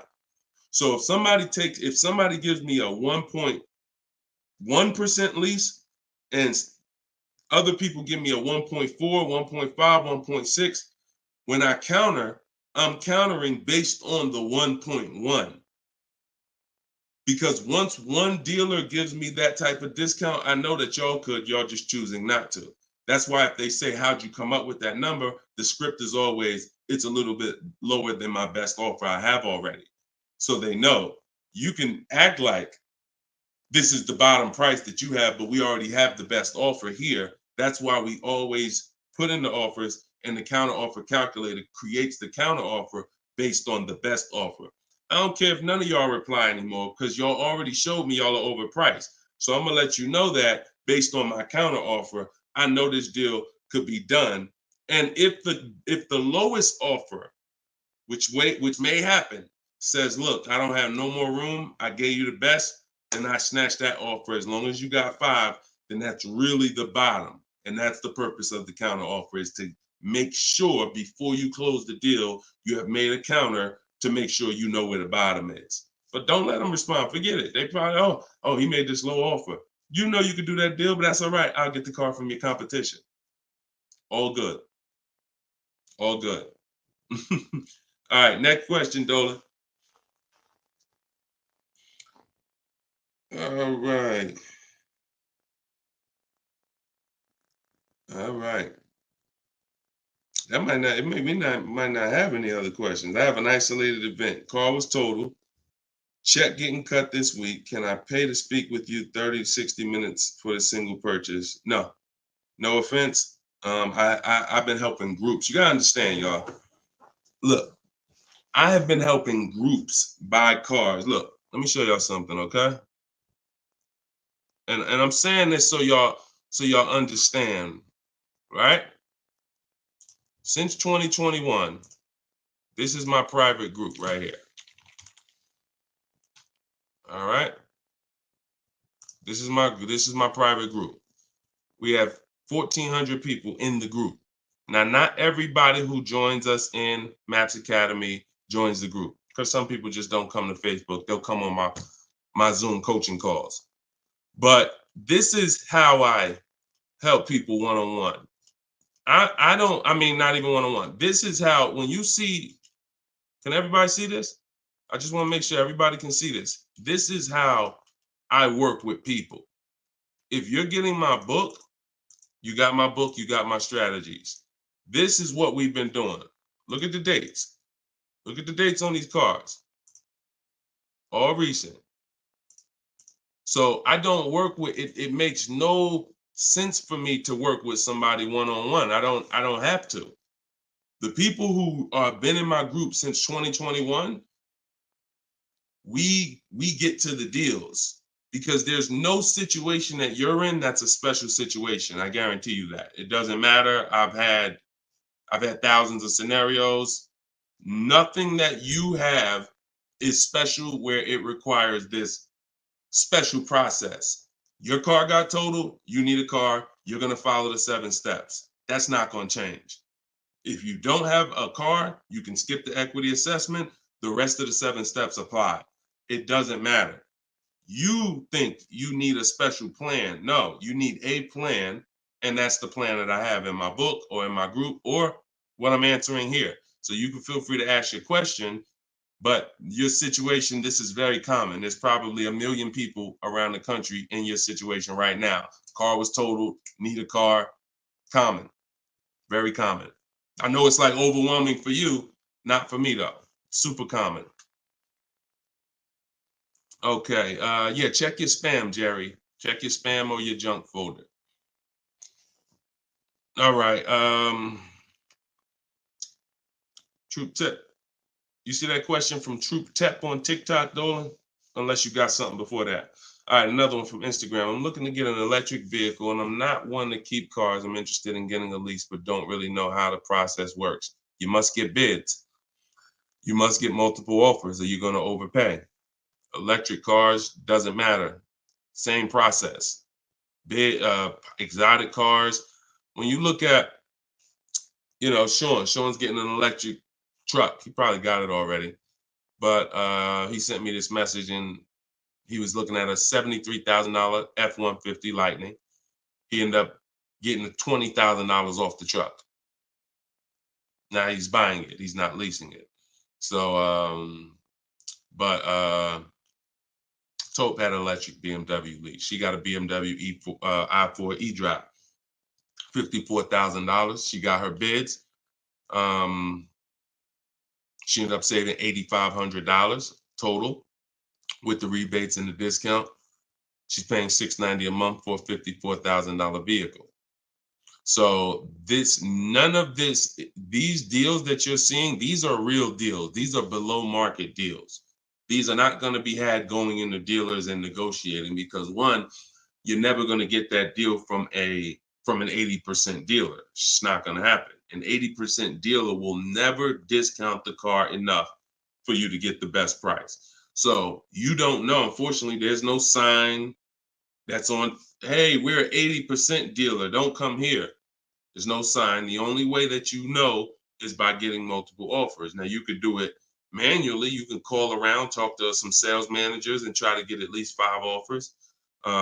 We do it online. We do it with scripts and templates, and that's what's in my book. So if you just jumped on, my new book is called Cars from Home, 7 Steps to Saving Time, Money, and Avoiding Dealerships. It has all my templates in there, all my scripts. It's normally $97. But while we're on, for the next 30 minutes, you can get it for $24 if you get to my link in my bio before the 30-minute countdown is up. Once the 30 minutes is up, it does go back up to $97, which is still a great price because everything in that book is going to save you thousands and thousands of dollars. That'll be the most valuable book, but that's only if you want to use my scripts, my resources, and have me do the talking, which is you typing. But if you're going to do the talking, then I would call around and I get at least 5 offers, or you're going to overpay. No doubt about it. At least 5 offers.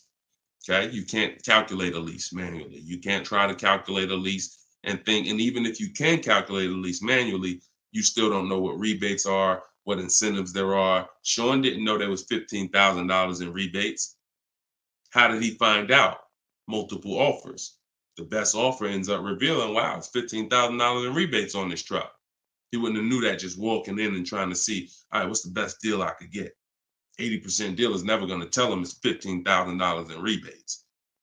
So multiple offers is a must. Okay. Go ahead, Dolan. Great question. I'm new to your platform. I joined late. What do you recommend I do? I'm not sure I understand the question. What do I recommend you do about what?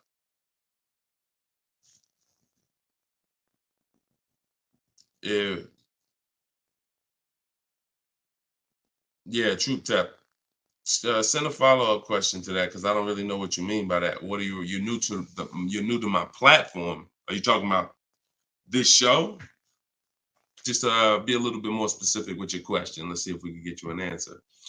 Swagger at Instagram says, I have an S550, still owe 40 grand. I plan on paying it off by summer 2025. Should I trade it for an S63? Run a race and start another race. The whole nother race. So you buy a whole car, spend years to pay it off, throw tens of thousands of dollars at it, pay it off, and then go trade it again and do the same thing over and over again. Next time with a higher price car that you will throw more money at. This is the problem. You don't understand leasing. That's the problem. See, there's no way to make that make sense. You still owe 40 grand on the S550. You're trading in your cars while they're still losing value every year dramatically. This is what we call the depreciation curve. If you've been on the show, you've seen it before. If this is your first time, this is how you understand what's going on with your car. This is the unseen expense. So when you buy that S-Class, it's losing thousands of dollars every couple months. And then you're see, there's three kinds of people. People who get great lease deals.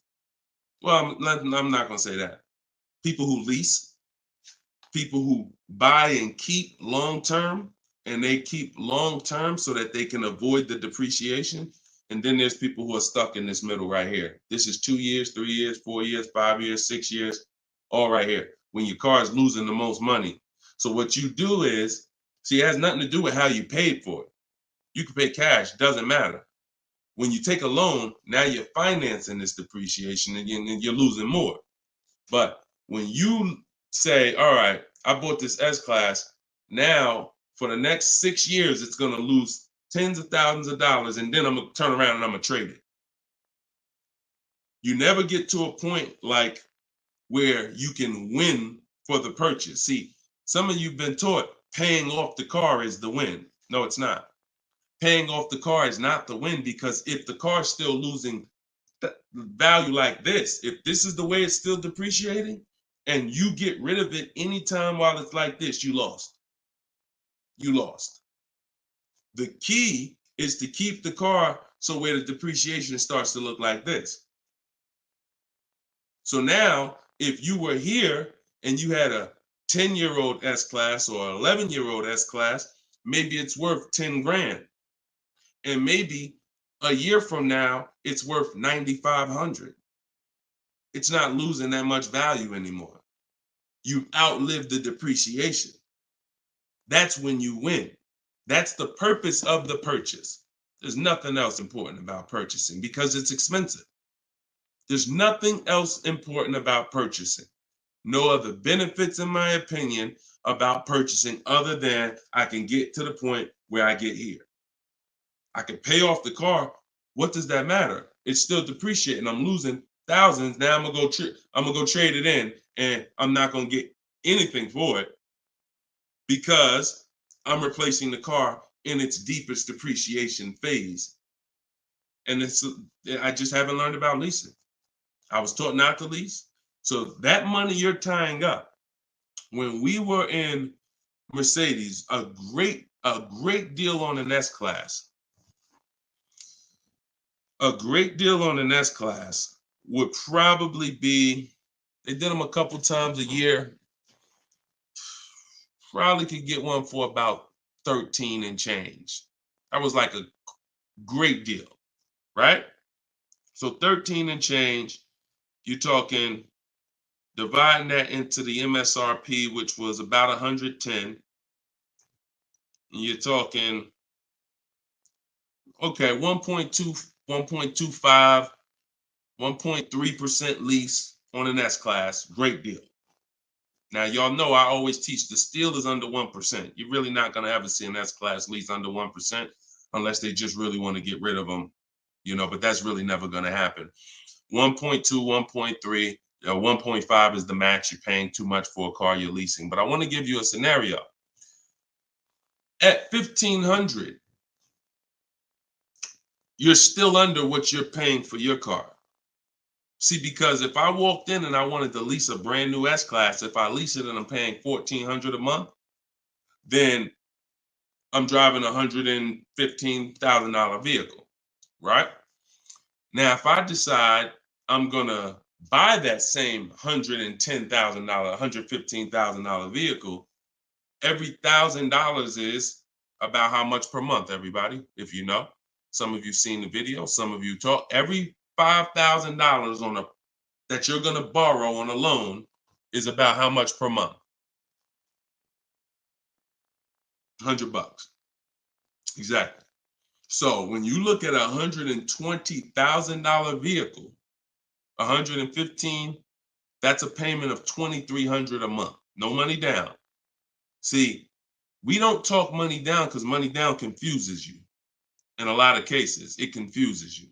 When you look at the deal with no money into it, no money, now you can start to see how much money you've kind of been missing.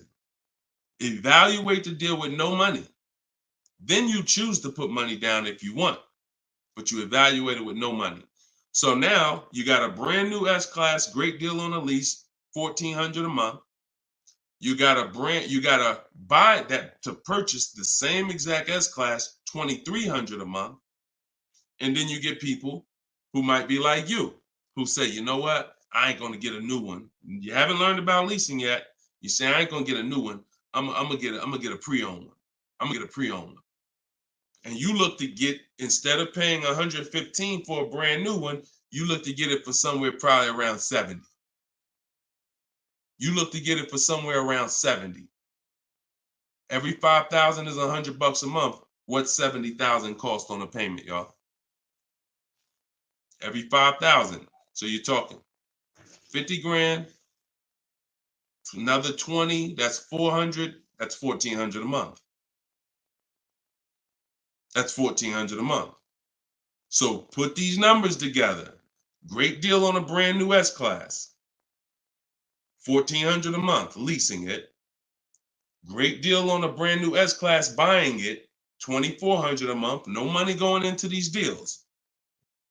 Great deal on a used S-Class, 70 grand, 1,400 a month for 5 years. Now here's where we jack it up. Oh, well, I'll just put some money down. I'll put like 15 grand down. I'm gonna take a 6-year loan, God forbid, 7-year loan, stretch the payment out, try to get that payment around 1,000 a month. You don't realize you can't change the numbers by putting more money into it. That doesn't change the actual overall. If 15 grand comes out of your pocket up front, that doesn't change the fact that of the numbers. That's why I break down the scenarios with no money down going into them. So what I would say, if you need to decide if you're going to keep the S-Classes long term, then you should be buying them. If you're going to keep them 8+ years, then you should be buying them. But if you're not keeping these cars 8 years, then you should be shopping for great lease deals because you're just throwing thousands and thousands of dollars away. Same price you paid, same money that came out of your pocket for the last couple of years to drive that used S-Class, you could have been driving and leasing a brand new one. And I know what comes with a used S-Class, brother. I know it. Been with Mercedes. I was with Mercedes 5 years. I know the maintenance. I know the brake replacements. I know the service Bs. I know how much it costs to have an S-Class pre-owned, no warranty, and everything that happens is on you.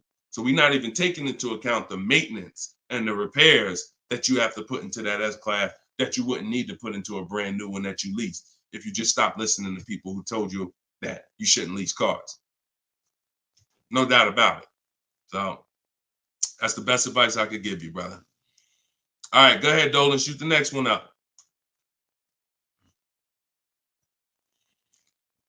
Use your pointers to get a new 24 GB80 Genesis. Salute. Enjoy it, Austin. Great deal. That's what I did. I worked the deal, no money down, got them the low, then hit them with the down payment, plus went and pre-approved. There you go. There you go. See, you're able to understand when you're shopping with no money down, no money going into the deal. Don't show me what anything looks like putting money into the deal. We determine if we want to put money into the deal later. Shop, get the best price on the car. Find the dealer who's going to get the best price on the car.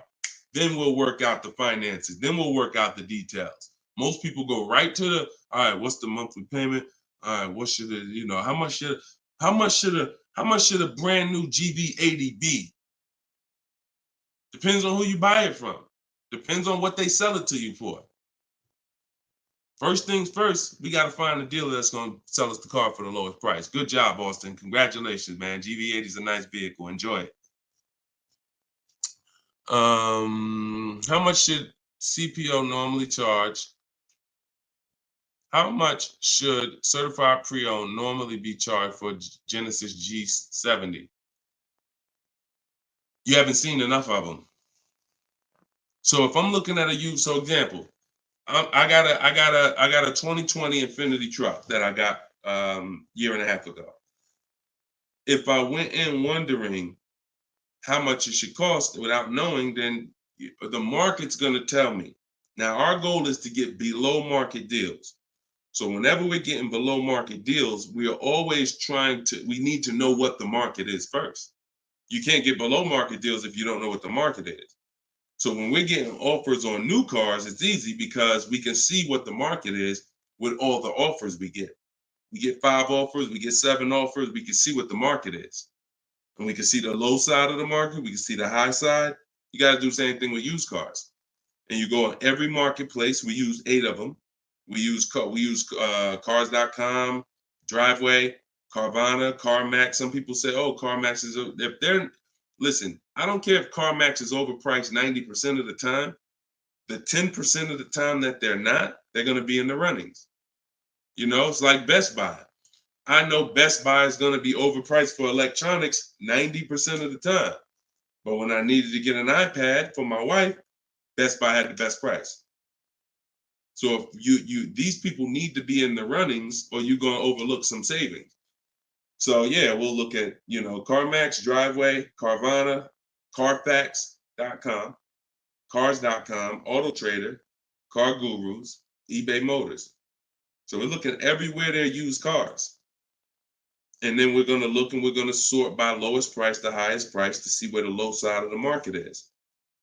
Then we do our narrowing down. I need to know what the low side of the market is. If it's 24, if it's 4, when I was shopping for my truck, the low side of the market was 30 to 31 to 32. That was the low side of the market. So when I saw it and I narrowed it down based on Carfax. This is how we narrow it down. This is my system. All in my book, all of what I teach, all of my live shows, this is our system. Narrow it down by title history, then service records, then accident history. Then we need to check the original MSRP. Can't get a good deal on a used car without knowing the original MSRP. How you gonna do that? Who's bought a used car in their life? Type the letter U. If you bought a used car in your life, type the letter U in the comments. Anybody who's bought a used car, type the letter U.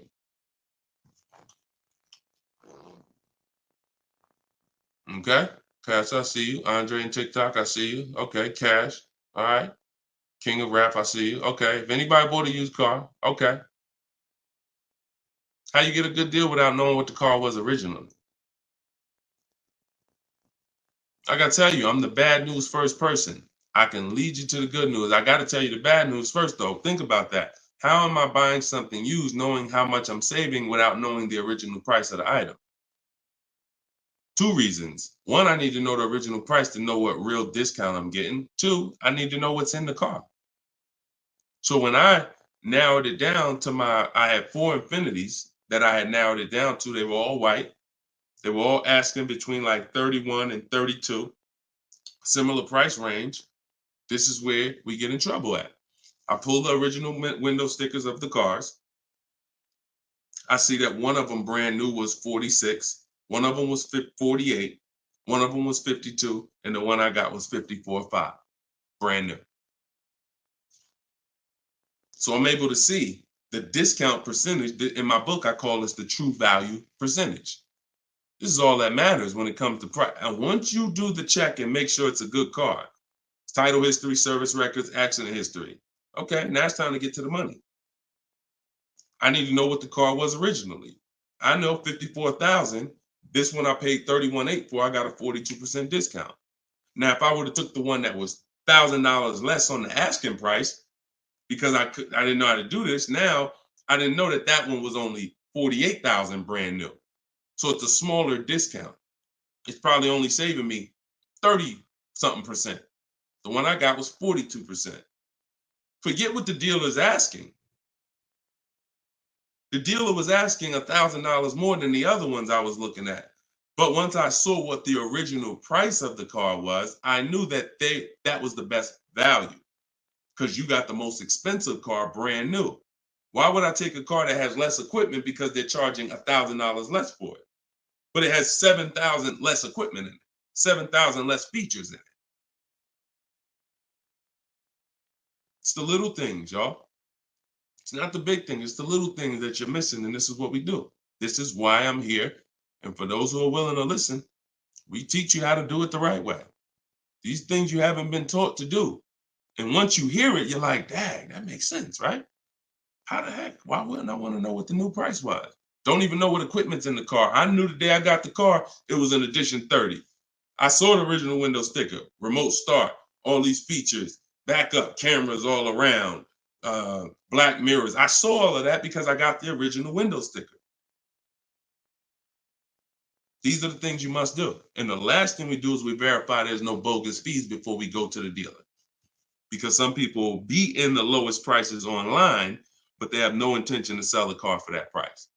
They want you, they're depending on you to come in because they know other people will, untrained, no strategy, walk right in. Hey, I saw the price online. Okay, yeah, sit down, sir. Let me do these numbers for you. Price goes up by $5,000. No intention. So you wasted your time. I'm listen, God bless you. Yo, Deshone, I'll just walk away. I'd rather not walk away. I'd rather you not have to walk away. And when you truly learn the science and the right strategies of shopping online, like I'm teaching you, you won't be walking away because all you lose when you walk away. Still need a car, don't you? Somebody else just gonna buy that car. It's not like you like, oh, I'm gonna put a sign out. Nobody buy this car. They wasted my time. That car gonna sell. So it's best to learn, how can I make sure I never put a dealer in a position to waste my time? Because while you were at that dealer that was overpriced, the best price car was selling. Because the best price cars don't wait online. They 24, 48 hours, they're gone. So while you wasting your time with the fake dealers, the best ones are the car's gone. That was really the good deal. Okay, so you do all of this from home before you go. By the time you go to a dealer to see a used car, you should already know if that car drives the way I want it to drive, the deal is done. This is the best price online. And when I get there, I usually ask for $500 to maybe $1,000 off when I get there. Never over the phone. You have no leverage. Why would I call a dealer that I know, I've done my research, you got the best price car in the market, and call them and say, hey, could you take off another $1,000? No, there's no leverage there. You make sure there's no bogus fees. Then we go. We're there. We test drive. I like the car. Could you do another 500, 1,000? If they say no, you know they're honest. Hey, I don't have a room. Oh, hey, I just put the car online 2 days ago. Like, I haven't even given it a chance yet. I understand. I'll take it. See, you got to know when a deal is in front of you. And that's the problem. You don't have enough information to know when a deal is in front of you. So you're going to hesitate. And you're going to walk away from a deal because you think, oh, nah, dude don't want a deal, man. I asked him to take off $2,000. You can't take off $2,000. You didn't do your research. Because dealers use a tool called vAuto. They know where their car is priced in the market. vAuto tells them where every similar car is priced at online. So if they're the top 3 prices online, they run their business a different way. They want to sell cars fast. You can't go in thinking you're negotiating with someone who marks their cars up by thousands, who's number 15 on the price list. You walk into the best price deal online and think, yo, I'm asking for $2,000, $3,000 off. Let's go. You don't want to negotiate? No, you got it. And when you do your research, you know where the best price is. And that's what I want you doing. I want you walking in, if you're shopping for a used car, knowing this is the best price car in the market. I verified there's no bogus fees. I'm going to drive it, and then I'll ask for a little money off when I get there. And regardless of the answer, I know I won. They split it with me, I won. They can't do anything more because they're the lowest already, I won. If they accept the offer because they're just like, listen, you drove down, man, let's go, let's get it over with, I won. Either way, I win. That's the name of the game. Thanks, Austin. I appreciate you, man. Go ahead, Dolan. Next question. Okay. Casa Day, can y'all keep, if y'all gonna spend some time with us on TikTok, can y'all tap the screen and just run the likes up for us so we can get TikTok, so we can make sure TikTok knows we're doing something big over here. They can send some more people over. Appreciate y'all. Yep. Thank y'all. I see them running up. Thank y'all. Every couple minutes, y'all just tap the screen. It just helps the broadcast. We appreciate you. This is from Facebook. Casa de Sel. Hi, I'm paying off a Land Rover. Blue Book says its trade-in is $40,000. That's garbage. So throw that out the window. Blue Book is trash. Blue Book is a marketing website. They don't buy cars. And so what you want to do is you want to get a real number, which is an offer. Your car is not worth what an algorithm says it's worth. Your car is worth what someone's willing to pay you for it today. So you want to go, this is part of our process. We call it equity assessment. There's 7 steps in my book. Once you decide leasing versus buying, that's step 1. Most important question is, am I going to lease or buy? Because you can't get a good deal on a purchase if you should have leased. No way. If you were supposed to lease, because you don't keep your cars 8 years, but you bought, you have a horrible deal. You're going to lose it depends on the price of the car. You'll lose over 10,000 on a higher price car. You probably lose 4, 5, 6 grand on a lower price car, at least 4 grand, 5 grand. So that's step 1. Now, once you decide that, we move to step 2, which is the equity assessment. Equity assessment is any vehicle we have, we need to assess if there is equity in it or what the equity is. And it's based on offers. So when you go to Kelly's Blue Book instant cash offer, not KBB, not Blue Book, instant cash offer, Kelly's Blue Book, you're going to see that Kelly's Blue Book led you astray. In most cases, telling you your car is worth $48,000. Because this is when we begin to expose that Kelly's Blue Book was a marketing website and they would tell you anything. Kelly's Blue Book is owned by autotrader.com. What they began to do maybe 7 years ago is they begin to buy cars. So they didn't just give you there was a little button on here that says, we'll make you a cash offer. And I would do this with people in the dealership when I was there. They would come in and say, hey, Blue Book said my truck is worth $48,000. I said, oh, really? Well, and I explained to them that Kelly's Blue Book is an algorithm site, but they do have this feature where you can click a button and you go through a nice 5-minute appraisal and they'll make you an offer themselves. So now let's go through this and let's find out what they're going to offer you. And you go through the 5-minute appraisal and they make you a cash offer, and it's usually $2,000 to $3,000 less than what they told you your car was worth. So they'll send you into a dealer fighting for a number that's not real, and you're looking unresearched, unaware, walking out saying, oh, well, I know my car's worth 48. So that's why we don't use them. And again, the offer you're going to get is from them. So it's not even like, well, oh, we don't use Kelly's Blue Book. And then, no, we use Kelly's Blue Book, the instant cash offer tool.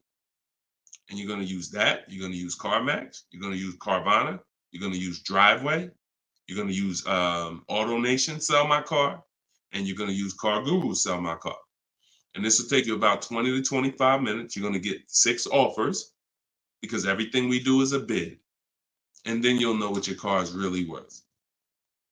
That's the first thing. Before you think about what you're going to replace the car with, let's get the real most money for your car. Equity assessment. So do that first. Okay? Yeah, Kelly's Blue Book is trash, but not the instant cash offer tool. But yeah, we would be sitting there and the person will have their printout, like a number like that, 48,000. And then we go right through it and they're like, oh, wait, now they only offer me 45. Yeah, right? So if the people who told you your car is worth 48 is only offering you 45 for it, what does that tell you? Oh, go back to that site that they offered you 48. You see all those banners, see all those marketing banners and ads? Yeah, that's why they need millions of people to come there to have that make sense for them. All right, go ahead, Dolan. Next one. Right. This one's TikTok. Can I get advice on walking in a dealership with a check in hand strategy? Don't walk in with a check in hand. 80% of deals are overpriced, Andre.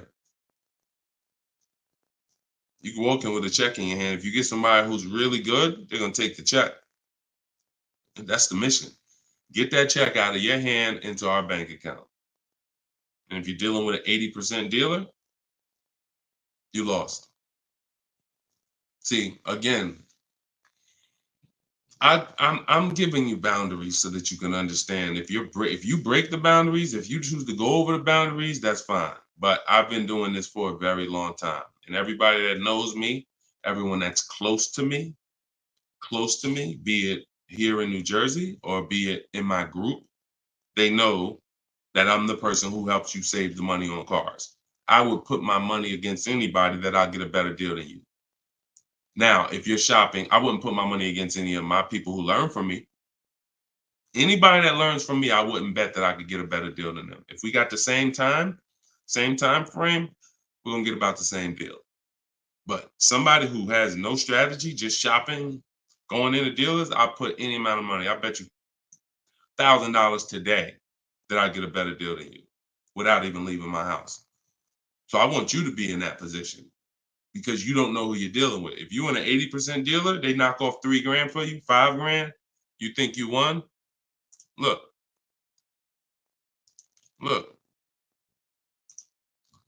Kimberly. A little while ago, she got a Maserati. Posted this in the group. It was a $91,000 Maserati. She ended up leasing it for $944, but I want to show you the money breakdown. Before she accepted that offer, she had an offer of 20 grand off right here.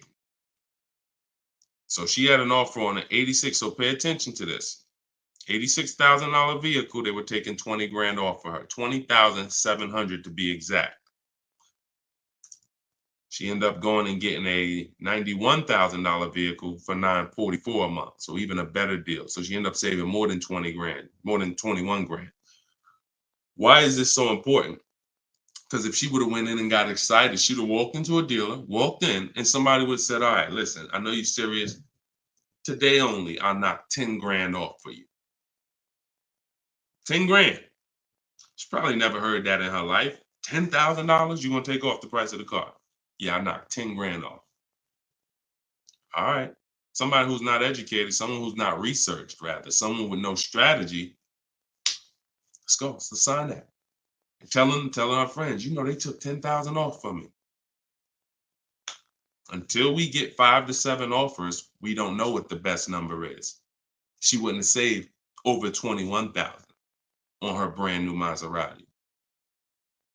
So when we talk about this money is not hundreds. This money is thousands.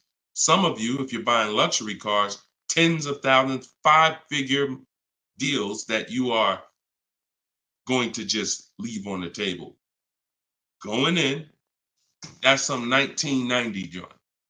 Oh, walk in, check in hand. Yo, I got a check. Who wants to sell me a car? 1990. You're doing the same things that someone in 1990 did. Let that sink in. So what do? You stay home, you get offers from home. Now, all of you who are like, Deshone, I want to do it your way. I don't want to have to figure this out. Give me the roadmap. That's my new digital book, Cars from Home, 7 Steps to Saving Time, Money, and Avoiding Dealerships. All my scripts are in there. My strategies for leases, my strategies for purchases, my strategies for used cars, the bank bidding war, where we make banks and credit unions bid for our loan. We guarantee all the money that we want to guarantee that there was not a dime that we could have saved when we make our car deal. And the only way that's going to happen is through bids. When I sell my car, not trade it, I get bids. When I buy my car, I get bids. When I get my loan, I get bids. You walk in with that check, man, that check won't be in your hand very long. So everybody can get the book for 75% off. It's normally $97. But in my TikTok bio, click the link in my TikTok bio. You won't leave the broadcast, so you could actually come and catch the last couple minutes of the broadcast. But go there as long as you get there before the timer. It's 30 minutes. Once the timer hits 0, it's back up to $97.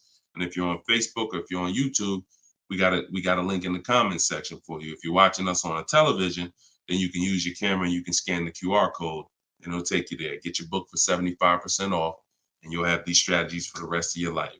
And I also update that book. Some people say, man, is the book available in print? There's too many things that change. I change scripts. I change templates I use, websites change, Vroom went out of business. I need a digital book. I can update the master file so that way you open this book a year from now and it's updated. So you'll see some of you got it 2 months ago and you open it today and you're like, wait, I see something a little different. Yeah, because I update the book regularly. So get your copy before. And even if it goes back up to $97 and you missed the welcome offer, what are you going to save? What do you really think? How much money do you think you're going to save using my stuff? That's what you should be holding me accountable to. I'm going to get Deshone's book, and I want to save the same amount of money Deshone would have saved on this deal. And when you see these people, Bonita, when you see Kimberly, when you see Sean, when you see Eddie, all these people I share throughout the shows, they're getting the same deals that I would have gotten. But they were just like you. They weren't in the car business 14 years. Frina, she just got this Jeep a little while ago. Look, 2024 Jeep Grand Cherokee. Look, $65,000 MSRP, $579 a month, 0.88% lease deal. I use all the scripts, contacted the dealer, I followed the program, used the scripts, contacted the dealer, sealed the deal. We're in a different world. So you either gonna come over to our world or you're gonna stay in your world. And your world is painful and expensive. Painful and expensive. Spending hours in dealerships, multiple visits, going back twice, 3 times. Painful. Every car deal I make is from right here where you see me at. I'm right here. Go ahead, Dolan, shoot the next one up. Austin, I see you. God bless you and everyone online. I have to get back to work. Thanks for checking in, man. Always enjoy the new car too. Because my payment is due in 15 days. Enjoy, man. God bless you. Swagger from Instagram says, is it smart to buy the vehicle after leasing it for 3 years? No, it's a horrible idea. You've already had the vehicle for 3 years. You're buying a used car now.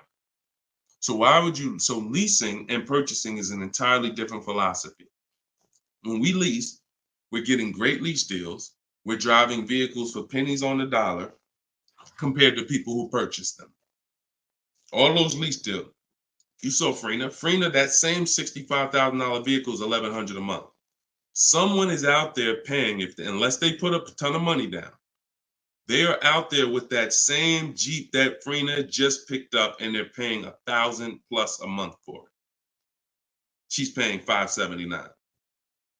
Why? Because they said they don't lease? Well, you go ahead with your non-leasing stuff and pay double what I'm paying.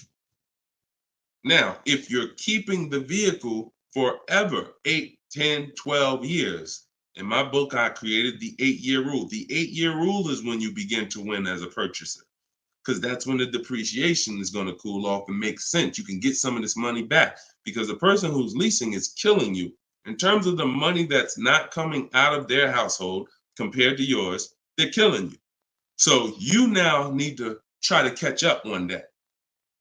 And if you catch up, the only way you catch up is you keep your car until the depreciation cools off 8 years, 9 years, 10 years, 12 years. And that's where you win. You can't do that with a lease. But keeping your car 6 years or 7 years is not anywhere near enough time for you to catch up to a person who leased and got these great lease deals. Because you're paying for the whole car. New car, used car, doesn't matter. A new car, you're paying thousands more than a person who leases. A used car, over 8 years, you're paying about the same money as a person who leases for a used car. So by the time you go and replace that car, if you kept it 8 years, your car's already 11, 12 years old, 13 years old.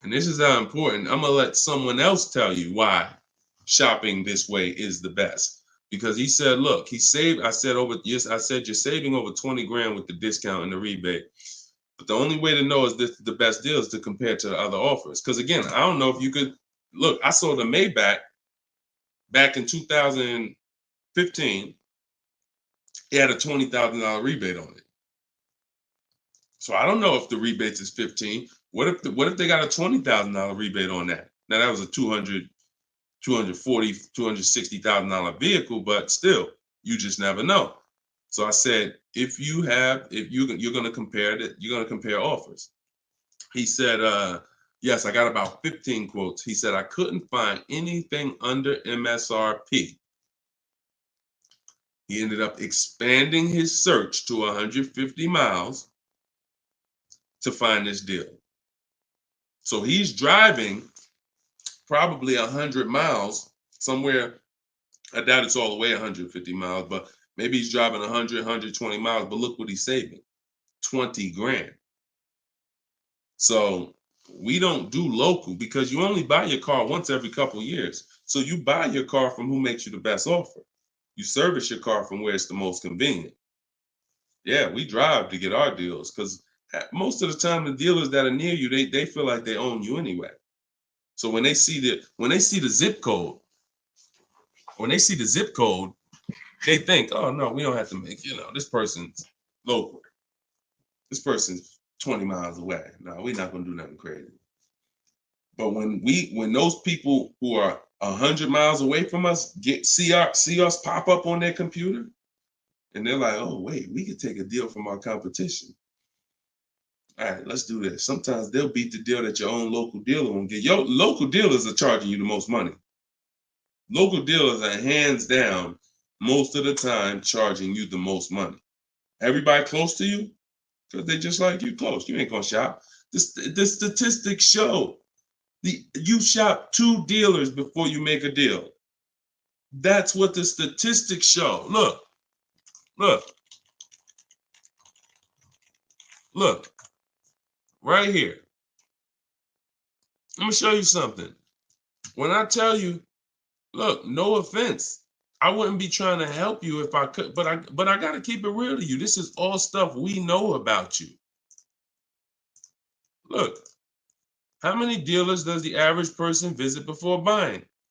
39% future car buyers plan to visit at least 3. They won't, because the actual statistics show 4.2 websites a person visits, and then it's 2. It's actually 2. Hold on. Let's see where it's at. Only 1 in 3 potential. The answer's 2. I ain't got to tell y'all. People say, oh, I plan to visit 4 dealers. You ain't visiting no 4 dealers. You're going to get tired. Time you get to the 3rd one, you're going to be like, okay, this is getting old fast. I think we could get it over with. 2 is the answer. So if the industry knows that you visit 2 dealers before you make a deal, why would I give you a great price? So when you're using what I'm telling you to use and you're sitting at home and you're talking to 25 dealers, you have 25 dealers in your inbox. When you're sitting at home and you're looking at all the used car market in a 150-mile radius of you, oh, now you're not the normal shopper. The normal shopper is going to get the normal deal, market value or over market value. That's what normal shoppers get, depending on how bad you are, over market value, depending on how unaware you are. But market value, over market value. That's normal. People with strategy, multiple dealers getting bids, below market. That's the difference. We shop wide. This local is dead to us. Local is dead to us, and it should be dead to you. I want you to kill it. All right? Kill that whole mindset. I don't need to buy my car locally. I'll drive into the next state. I remember Shonda last year, California, she bought a Volvo and she said to Sean, she's in our group, she said, everybody in Northern California, she said, my best deal, I think she was saving like $3 grand off MSRP. And she's like, but it's a dealer in Southern California though, that's taking like $6 grand off of me with my Costco rebate. I said, okay, what you gonna do? She said, I just bought a plane ticket, $79. I said, there you go. That's what I would have did. That's a sweet plane ride. I'm taking a plane, $79 to save 3 more grand than my local dealer was gonna give me up here. Sweet plane ride. So local's dead to us. We go where the money is, and we enjoy that ride home. Nothing like driving home for an hour knowing you just saved a ton of money. So that's it, y'all. We've been on for about an hour and 15 minutes. We like to keep these shows right around there. In my bio, I do have the link to when I'm going to be live next. So I'll make sure that, as long as we keep doing these live shows, again, it's going to be up to you guys. If you guys continue to show up, if you guys continue to tell your friends, then we'll keep doing the shows. But if not, we can certainly do the broadcast, because the broadcast, people get value out of them. So we've seen it, for the last 3-4 weeks since we've been testing this, we've seen people get value out of the rebroadcast. So what's the point in Deshone coming live regularly if people are going to sit and watch the rebroadcast? So, but if y'all going to tell people when we live and bring people and share, then certainly we'll keep the live shows going. But the entire show is sponsored by my new digital book, Cars from Home. So if you want everything I teach in one place, you got it right there.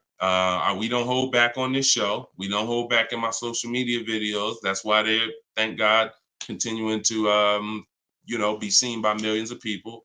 But that's for different types of people too. So whenever you're navigating all my social media videos and you're trying to piece it together, some stuff is in there for high mileage drivers. Some stuff is in there for used cars. Some stuff's in there for leasing. Some stuff's in there for negotiation. Some stuff's in there for how to format your deal. So you're trying to piece all this stuff together. If you say, Deshone, I want this all in one spot, step by step, that's my new digital book, Cars from Home, 7 Steps to Saving Time, Money, and Avoiding Dealerships. And you can get it for 75% off in my TikTok bio, in my Instagram bio, or in the comment section on Facebook and YouTube. Also in my bio is a link, and we'll put one in there in the comment section as well, is a link to my masterclass that I did. It's called Everything You're Doing Wrong Buying, Selling, and Leasing Cars. So that's an on-demand class. You'll need about an hour. We go very deep on leasing versus buying there with scenarios. And I go over 23 mistakes that most of you are making. And, if you're going to really save money on your next car and every car, you're going to need to stop making those mistakes. So that is in my TikTok bio and my Instagram bio as well. And you can certainly just get in where you fit in. I make the information available. Get it how you want it. Just get it. All right. I'll see y'all on the next show. God bless you.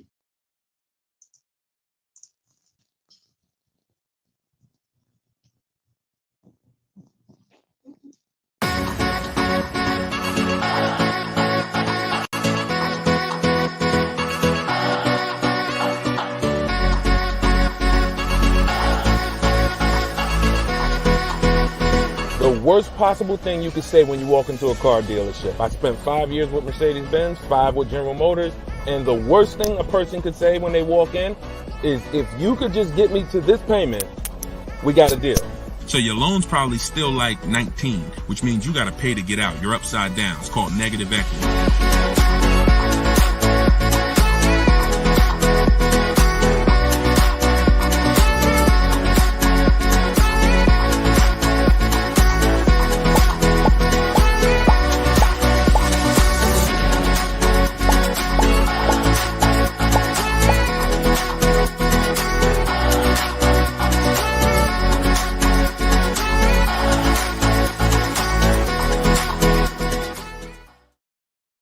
What's going on? Welcome, everybody.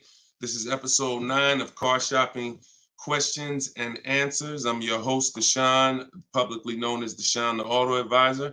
We're live now on 4 platforms: TikTok, YouTube, Instagram, and Facebook. And this is our live show. It is Tuesday at noon.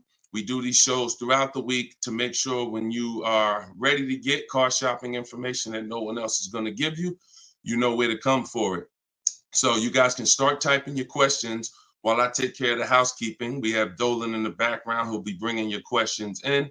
Shout out to the people running the likes up on TikTok. Appreciate y'all tapping the screen. I'm the author of the new digital book, Cars from Home, 7 Steps to Saving Time, Money, and Avoiding Dealerships. And I feel it's only right to start this show with two reports I got, which were great. I had somebody write us and talk about the deal they got on this 2024 Mazda CX-90. MSRP was $44,820. They got a $6,500 discount from home. Shout out to you, Tiffany. I appreciate it. This is what we do. And when we think, when we launched this live show a few weeks ago, my plan was my prayer rather was that people would take the book, use the book, write me your success stories so we can feature you here and feature your deals. These are below market deals. These are not advertised deals. And she got this by handling the process from home, getting multiple offers like we teach. We also had Barrett write his review on Goodreads. So we were 4.94, almost 5 stars. Book is outstanding, a must-have for anyone seeking to buy, lease, or even sell a car. It's presented in a very professional, easy-to-follow, step-by-step manner that covers every situation from buying, leasing, cash, credit, good, bad. Although I've purchased and leased several cars in my lifetime, I learned new tactics to obtain the best value for my money, and it even has a wish list, yes, to help you separate your wants from your needs. Come on, Barrett. Appreciate you so much. Everybody who wants to get your copy of Cars from Home, it's normally $97, but for the next 30 minutes, you can go to my TikTok bio or my Instagram bio, or we have a comment pinned for you guys on Facebook and YouTube, and you can get your book for 75% off. So you won't pay the normal $97. You'll pay $24. But once that timer hits 0, your price is $97, which is still a great price. So now that the housekeeping is done, we can start with the questions. And if you got the first one, Dolan, feel free to bring it in while I put the banner up for those who want to get their book. Okay, is it better to shop online or in person? Well, you have no leverage in person. In person, you're competing with a person who negotiates every day, 2-3 times a day throughout the week. You're no match. I don't care how good you think you are. The best trained professional is just going to be better than you. And that's because they do this every day. Now, the second reason it makes no sense for you is because from a leverage position, you can't put them against their competition. You don't know where the real bottom is. And so you're going to overpay. And even if you get a good deal, who's done this? Be honest. You leave the dealership and you're like, you think we did okay? You think we could have got a little bit more? Think we could have got a little bit more off? That's called buyer's remorse. That's the seeds of buyer's remorse. Anytime you wonder if you could have got more money off, that's buyer's remorse. So we never wonder, and the way you don't wonder is by shopping online, getting multiple offers from multiple dealers, letting people compete for your business, and then choosing the best one. And if you really think about this, this is how you shop for everything in life. This is how you shop in the grocery store. When we go into the grocery store, we're not looking to try to not overpay for the spaghetti sauce, right? We're not looking at hoping that we don't overpay for the grapes today, or let's use for the potato chips we're going to buy, because we already know there's so many options and there's so many people that are competing against each other to sell us something. And that is how you guarantee your best deal, when you have multiple people competing. So when you are leasing a car or buying a car, you need to get at least 5 bids. When you are buying a used car, you need to be shopping wide. You need to be shopping within 75, 100 miles of you. And that's a minimum. And then you need to be looking at all the websites that have used cars, so that by the time you make your decision, you've seen so many options, so many offers, that you have 100% peace of mind. Now, that's just when it comes to buying the car. When it comes to replacing your car, because some of you know there's a word we don't use, it's a T word. It's 2 words we don't use. One is trade, one is down payment. Because we sell our cars, we don't trade.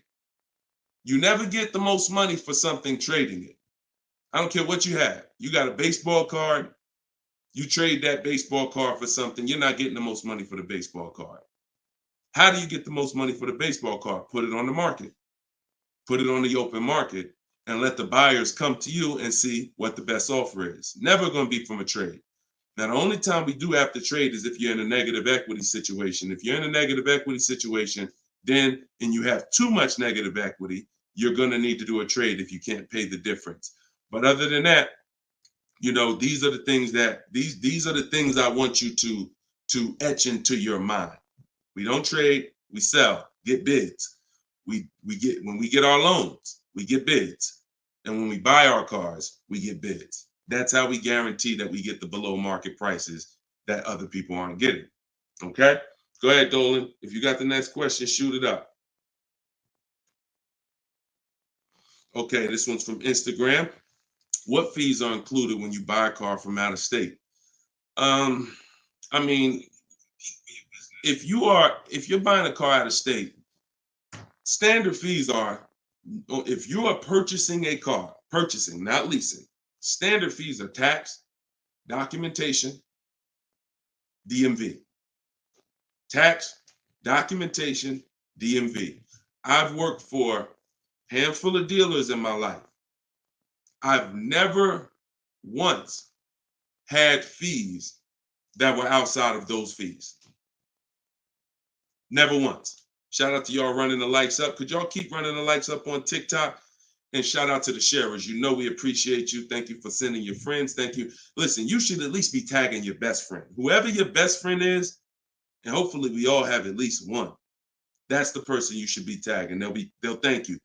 No one's gonna get mad at you for sharing my stuff with them. I guarantee you that. But shout out to the sharers. I appreciate y'all. So when you are, so that's an indicator. Any dealership that is making up these fees that have run rampant over the last 4 or 5 years, prep fees, marketing fees, internet fees, low jacks, we call that padding the deal. You know, you're just packing on stuff, and what you're doing is you're leaving yourself room to negotiate. We don't like to buy from those dealers because those are 80% dealers. I saw somebody ask yesterday on the show, what's an 80% dealer? We didn't get a chance to get to that question. 80% of dealers will overcharge you. It's a competition. So what you're trying to do is find the dealers who are the best prices. And the 20% are the great people. They're the honest ones. They're the ones who are not afraid to compete. These are the people we want to buy cars from. And so once you find the honest dealer, but you can't walk in to find them. You have to sort for them. Because if me and you are standing next to each other on the street and there's 10 dealers in front of us, and they say to us, 8 of these dealers are overpriced. 2 of them are the best price, but there's no label on them. What's the odds that we're going to walk into the 2 that are the best price? Not really that good, right? But if we're at home and we're talking to all 10 of those dealers at once, we're going to reveal who the 20% is. So that is our goal. Our goal is to always find and buy from the 20% dealers, and we let them come to us through online bidding, through online shopping, never through walking in and dealing. Because if you're dealing, as I said, with a dealer who has padded that deal so much, you go look at that deal and there's $4,000, $5,000, $6,000 in made up fees to pad the deal. There's no amount of discount you can get where you're going to get a below market deal. They've just set it up that way. I could take off $5,000 for you, make you think you won. You're still not below market. So that's the psychological things you have to understand. And that's why we shop from home. All right, shoot the next one up, Dolan. Great question. All right, good question. I see Instagram coming through with some great questions today. Keep typing your questions. TikTok, if my lease is expiring, can I go finance a new car? Is there equity in my lease? Well, the first thing you need to do if you decide, well, first of all, you got a little switched up there. It sounds like you're trying to go from a lease to a finance. That's not usually normal. What's normal is you go from a finance to a lease. Because a lot of you who found out that you're not keeping your cars 8 years, you're breaking the 8-year rule, you're overspending by thousands of dollars because you were taught never lease. So a lot of you have found out over the last couple weeks of shows, or maybe you watch videos, or maybe you went to my masterclass and you found out that that was bad advice. Not only was it bad advice, it was very expensive. It has cost you more money than you should even calculate. It doesn't do you any good to calculate how much money you lost not leasing when you're not a long-term person. But that's the more common path, finance to a lease. To go from a lease to a finance is a different mindset. You go from getting cars, paying a very small amount to drive brand new cars, and then transitioning to a finance. So first step, my process is 7 steps. The first step is always to choose leasing versus financing. Good. Thank you, Mr. Silva. I appreciate you. Shout out to everybody tagging on TikTok. Appreciate you. That's the first step. I call that the most important question. So for everybody's on here who's car shopping, if you're car shopping now or you will be in the next 12 months, type me in the comments. Everybody who is car shopping right now, or you're going to be car shopping in the next 12 months, type me in the comments. And I'm going to give you the first word. And I want y'all to always, when you come on this show, be prepared to dialogue. Like, be prepared to dialogue. Have your hand by your keyboard. You're going to learn a lot more engaging in the dialogue than you will sitting back and just listening. Active learners learn better than passive learners. Okay? So now, all of you who said me, I want you to ask yourself, how many years are you keeping the next car? Because this is the lease versus finance question. This is the lease versus buy. I'm not going to say finance because some of you are going to pay cash. This is the lease versus buy question. How many years are you keeping the next car? Gary said forever. Okay, there we go. So that's a good indicator till the wheels fall off, Joseph on Instagram. I see you. Okay, here's the question. 72 months. Okay, that's 6 years. You shouldn't be buying, Frankie. And I'm going to tell you why in 1 second. As long as it lasts. Now, when you want to try to get a little bit more specific than that, because sometimes you'll buy a bad car. It only lasts 5 years, where if we know we're going to keep this thing long term, we want to make sure we buy a car that's a quality car. That's what we want to make sure that we do. Buy a car that's a quality car. All right. So let's do, okay. So all of you, if your answer, I see you, Andrew, you 6, I see Teresa 10. Okay. Now, here's the rule. I call this the 8-year rule. The 8-year rule is based on when cars lose the most money. So it's not based on, see, some of you have been taught you pay off your car, get the title, do whatever you want. You want to trade it in, do what you want. I'm here to tell you that that's cost you because you don't understand the unseen expense. And the unseen expense is the one that's hurting you. That's depreciation. So the first thing you're trying to get when you're deciding I want a car is, how am I going to avoid big depreciation? Big depreciation. You buy a car for $30,000 today. What is it worth in 3 years? Even if you don't drive it. See, this is these are the things that you've been, oh, well, I want to buy a car. I drive as much as I want. But even if you don't drive a car, if I sat a car right outside your house right now and said, Lily, this car is worth $30,000, and you said, Deshone, I don't need a car. I already got a car. And I said, but it's yours. Here, it's yours. It's worth $30,000. You don't drive it. You come back a year later. What's that car worth? Told y'all, stay by the keyboard. What's the car worth? See, we're going to dispel this myth right now, because some of you don't understand, because of what you've been taught, that you think, oh, if I buy a car, I could drive it. I don't pay for the mileage. I'm going to show you that not only do you pay for the mileage, you pay even if you don't drive it. See, look, Alvin said 24.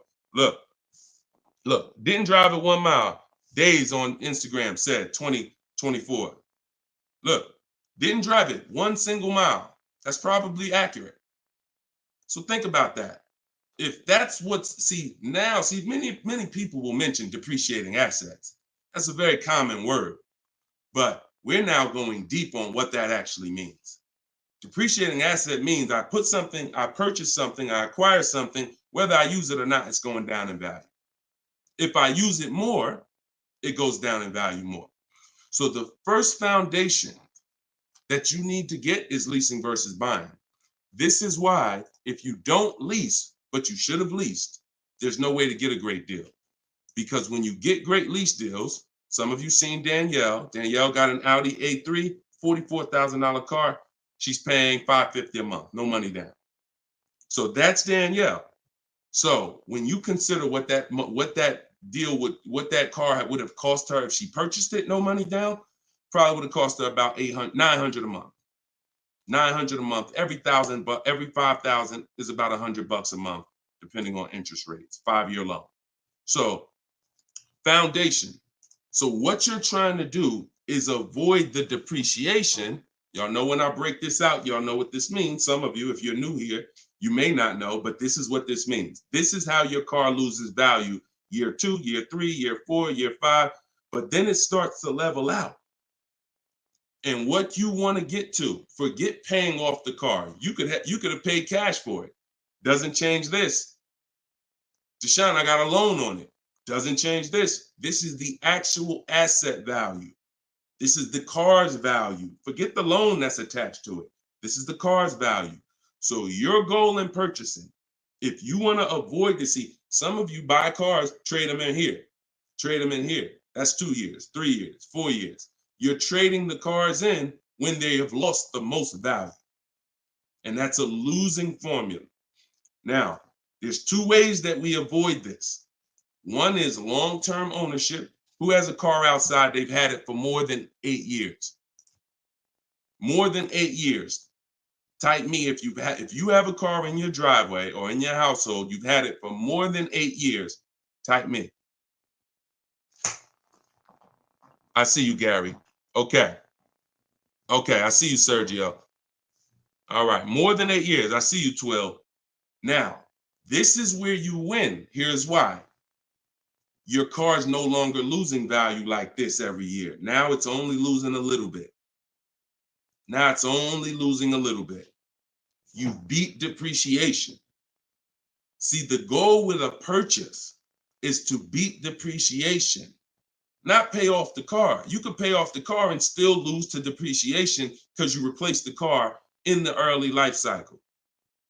So if you are not buying the car with the intent to keep it long term, 8 years, there's no comparison to a person who's leasing. So there's 2 sides. One is the people like Danielle. One of the people who are like, Deshone, I'm not keeping a car 8 years. You should be shopping for aggressive lease deals, not normal lease deals, below market lease deals. That's what I teach. Or you should be purchasing, getting great deals, below market deals on purchases, new cars, used cars, with the intention to keep them long term. That's it. So that's all step 1. I call that the most important question. That my book is broken down into 7 steps. It's called Cars from Home, 7 Steps to Saving Time, Money, and Avoiding Dealership. Step 1 is the most important question. That's what we just hit on. It's the leasing versus buying, because you need to pick a side and you need to have a long-term plan based on what side you're picking. You can't be stuck in the middle. Stuck in the middle, you're going to lose all the money. You lose all the money stuck in the middle. Purchasing cars, flipping them in 3, 4, 5 years, you're losing all the money. Buying your leases out at the end, you're losing all the money because you're mixing the 2. Lease or buy long-term. This in the middle right here, that's the danger zone. Everybody clear on that? If we're clear, type clear. If we're clear, type clear. All right? This is Monday's live show. But wait, what day is it? This is Tuesday. Tuesday's live show, 12 o'clock. So whenever y'all don't see the banner on the show, then you know it's live. If you see the banner that says when we're live, then you know it's one of our rebroadcasts. But if you don't see the banner, that means we're live and you can start typing questions. All right, clear. All right, everybody's clear. Now let me hit the second part of Frankie's question.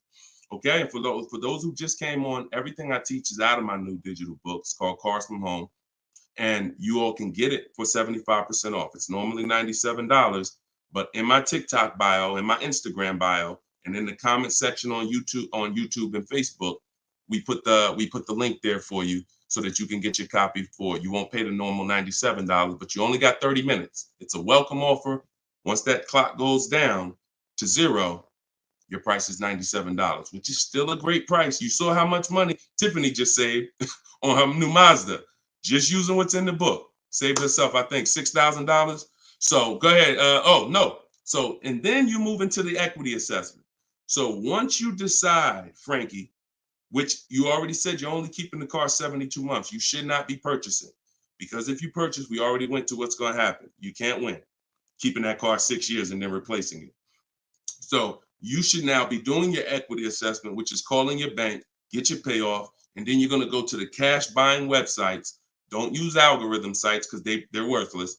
Car Guru, Sell My Car, CarMax, Carvana, Driveway, AutoNation, Sell My Car, AutoNation, Sell My Car. 6 offers, 3 are from dealers, 3 are from online buyers, and these are the best offers you're going to get. They'll cut you a check the same day. That's our bidding system. That is how we do our equity assessment. We do not trade our cars in because we're not going to get the money that they're worth trading, which I hit on earlier. All right. I know we got a lot of questions being typed. Dolan, you can shoot the next one in. Okay, this one's from Instagram. I'm looking to lease a GLS 450. Does Mercedes have any third-party restrictions on selling your lease? So I wouldn't concern myself with that. I'm going to tell you why. That's like trying to think about the purpose of equity on a lease is a bonus. Shout out to y'all running the likes up on TikTok. Appreciate y'all. If y'all could keep tapping the screen every couple minutes, if you could just give it a little tap, tap, tap. That just keeps running them up. Just every minute. Every time you hear something and you're like, oh, that was good. Tap, tap, tap. And it'll just keep the likes running up. Keep TikTok notified of what we're doing over here. So you never want to base the car you're going to lease on if it's going to have equity at the end. The benefit of leasing is driving cars for pennies on the dollar compared to what people purchasing them. And you're avoiding depreciation that people purchasing the vehicles are going to take. That's the benefits of leasing. Now, there's a lot of other benefits too. I mean, you're driving a new car. You're under warranty most of the time. Depends on how many miles you drive. So if you drive, 12,000 miles a year, most bumper to bumper warranties cover that. If you drive 15,000, maybe you won't have a little bumper to bumper at the end, depending on what you choose. Mercedes has a 4-year 50,000 bumper to bumper. But the benefits of leasing are what I just laid out. Equity is a bonus. We don't want to look, equity is not something we ever want to base the vehicle we're going to lease off of. It just doesn't, it's too many market changes that could affect it. A car could have high resale values now, and then in 3 years it doesn't, which means any equity will be eliminated because of the 3-year-old used car market. So you don't want to shop like that. You don't want to shop like that. Focus on, and what I teach in my book is you're going to pick 3 vehicles. Good to see you, Judith. You're going to pick 3 vehicles because leasing, it's so easy to get a great deal purchasing. So easy. On a new car, forget about it. The bids, forget it. We're going to find the 20% dealers. In my book, I have all the scripts because I don't want you talking. Who'd rather get great deals without talking? Be honest. Who's not a good negotiator? You're not a good negotiator. Type not me. Like you just be honest. I don't ever want you to put yourself in a position where you need to talk. And if you start talking to somebody who's trained to talk and dissect and get information and then tailor a deal, you're going to lose. So in my book, everything is silent. The only people we talk to when we talk to people are managers, because those are different conversations if we need to have them. We're never talking to salespeople besides when we're coming on to test drive the car. We're never talking to salespeople because we just don't know who we're dealing with. So when we're online, we're always typing. That's why I say go online. My strategy is called the 25 to 5. We go online and we contact 25 dealers, go to their website. I have copy and paste templates in there that you just fill in what you want. But if you're going to do it your way, that's fine. But I'm telling you, you don't want to deviate from this format because you're going to get yourself in trouble and you're not going to get the results. You want to be able to connect with a large amount of dealers so that you could get 5 offers, at least 5, because 4 are going to be overpriced most likely, but 1 is going to beat everyone else. So, but when it comes to a lease, there is the lease program. that the dealer can't control. So if we don't know what a lease program is until we shop offers. So there's no way you can look at the residual value. You can look at all this money factor. I know some of you who are in the math, you're like, oh, well, I'm gonna just look at the money factor and see. You can't tell because it can have a high money factor, but it have some good rebates. The only way we know a great lease deal is to shop the market, get our offers, and then if the lease program, if the best offer doesn't get you under 1.5% with no money down, then it's a bad lease program. It's a bad lease program. In which case, we move to another vehicle. So I'm not going to ever co-sign leasing a bad vehicle a vehicle with a bad lease program. I've had all types of people hit me, Deshone, I'm looking at this Range Rover, man, but I did all the offers, and they'll be in the group. We have a private group, and I get to talk to people all around the country about this stuff. So they're like, Deshone, you think I should move on? I'm like, look, you could wait till next month, see if the program gets better, but I'm never going to co-sign signing a bad lease deal. You're paying too much money for a vehicle you're giving back in 3 years. So you're defeating one of the major benefits of leasing. So that's the only reason why we have to have 2 other vehicles that we like when we're leasing. On a purchase, no. One vehicle, pick it, get your bids. One dealer is going to blow everybody else away. But with a lease, you want to have 3 vehicles just in case it's a bad lease program. And if they got a bad lease program this year, maybe in 3 years when your lease is up, they'll have a good lease program. So that's what we do. It's too many cars out here. It's 400 cars out here. 40-something manufacturers competing for our business. Why are we going to get locked on one car? And the reason we're doing this, y'all, is because we're not shopping. You're not shopping. You're not taking the going out for the weekend and test driving cars seriously. You're about to drop 40 grand of your hard-earned money. You need to be, like I teach, shopping and not letting anyone disturb your shopping. If I'm looking for a car, I'll take a whole Saturday and go out or a Monday, and I'll go out and I'll drive 4 cars and be like, okay, that was fun. Don't sit down and don't talk numbers. So let me make that clear. Don't go in there and sit down at the desk and start talking numbers and get a proposal. No. Shop. Once you decide what you want, then we come home and we get our offers from home. All right. Go ahead, Dolan. Next question. All right. When you don't talk, I see a lot of you saying you're not good negotiators. Then you just got to stop talking. Stop talking and start making people bid. You're going to get better deals than good negotiators all day long. Heard you loud and clear on the rebroadcast. I'm here live. All right. Welcome, Jill. Looking for a car now. Profited on a sale, so coming in clean. Need to rebuild credit. Lease cheap car, finance car under 5-6 grand. It depends on where your credit is. If you're in the mid-6, I teach something called, profile over score. So if you have a paid off car, if you have nothing gets you approved for a car like on-time car payments. If you've been making on-time car payments for 2 years, 3 years, you're typically gonna get approved for most leases. As long as you're not going from like a $450 payment to a $900 payment. But if I'm in a state where if I'm in that mid-6s, 660, 670, I go for the lease.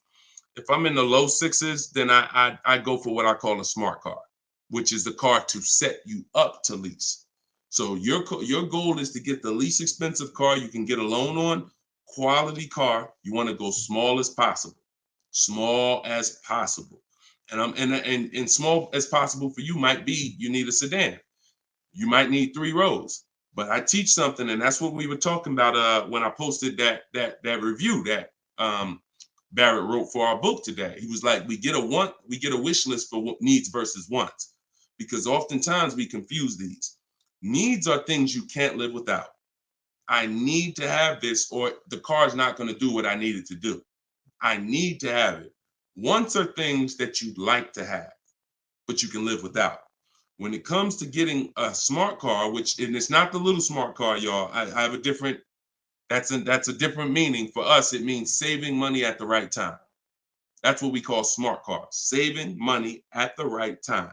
So if you can't qualify for a lease and you want to set yourself up, then the vehicle you get now is super important. The vehicle you get now could either set you back from leasing because you bought too much vehicle, payments too high. You didn't buy a dependable vehicle. It's not going to last. It's going to start having problems. It's going to break down. You might miss payments because of that. These are all the things you want to avoid. This is why I'm giving you these boundaries that you don't, kind of go off of. But this usually happens when you're trying to get too much car. Quite honestly, if I was trying to get a smart car, I would be trying to get the smallest car I could, drive it for 2 years. Let the family be uncomfortable. Listen, y'all, I know it's tight, but in 2 years, I'm gonna get out of this and I'm gonna drive off the lot in a brand new lease. So the key is the payment's gonna be low because those smaller cars are only 25 grand new, 28 grand brand new. When you get them used, you could get a nice one for about 10. Finance it. You don't have to take a 10-year-old one. So you want to get one that's relatively, good. It needs to last you 2 years, or the plan's messed up. So you get the smallest car you possibly can. You drive that 2 years. That's your sacrifice car, and then you flip out of that car. Well, after you have 2 years of on-time payments, you flip into a brand new lease, and then you're leasing new cars from now on. That's what I do, depending on your situation. If you're high sixes, mid sixes, and up, I go for the lease. If you're under that, then I would go for the smart car. Okay? All right, keep me posted. Good job. Just having a plan. Having a plan. Go ahead, shoot the next one up, Dolan. I forgot to tell you. Yeah, I see you, Jill, and keep that up. This is a different Jill, I think. This is a means to my dream car. I'm a patient. Yeah, I'm patient. My husband has the needs car. There you go. There you go. You can flex in 2 years. You can flex in 2 years. You do this right. You drive this car for 2 years. You don't miss any payments. Make sure when you're buying a $10,000 car and you finance it, payments are $250 a month for 5 years. You don't have to take a 6-year loan. You don't want to take a long loan on a smart car. You want to take a shorter loan, pay $250 a month. Now you're not going to miss those payments. Max at 300, depending on the interest rate, could go higher, 325. But the point is that's affordable. So it's not going to mess up the plan versus you trying to pull out in a $25,000 used car with a high interest rate. Now your payment's $575 a month. You get what I'm saying? So just stay focused, stick to the plan. All right. This is another Jill from YouTube, I believe. Buyout is, go ahead, keep that one up. Oh no, I saw that one. Get the one you just had up, Dolan, from the other Jill. Yep, thank you. So buyout is $36,000 on my 2023 Audi Q5. I want to lease a Range Rover Sport. Should I sell on my own or turn into the dealer? Doesn't look like, and I'm just going to tell you, this is not usually when we do an equity assessment. Now, if you can get out, break even, great. You're driving a 2023 Audi Q5. I don't know who told you that you could switch cars that fast, but it doesn't happen that way. And so the only time in history that we've been able to switch cars that fast is when there was a once in a lifetime seller's market, 2021, 2022, 2023. Once in a lifetime. Chip shortage, every single car was worth 5,000, 7,000, to some of the trucks were worth 10 to 15 grand more than they would normally be worth. Now, I told people back in 2020 that 2021 that was going to come to an end, and don't get used to this. But I told everybody who would listen, you need to cash out now because your vehicle is never going to be worth more today, never going to be worth more than it is today. But that's over. So if you may have cashed out, some people, you sold a car. If you sold a car back then, you can type, type dollar signs. If anybody sold a car from 2020 to 2023, and you got crazy value for it. Some people were like buying cars, and 2 years later, they got all the money back. I did that twice. I leased a brand new Jeep, 2018, and I sold it in 2021, and I made $8,900 after I drove it for 3 years.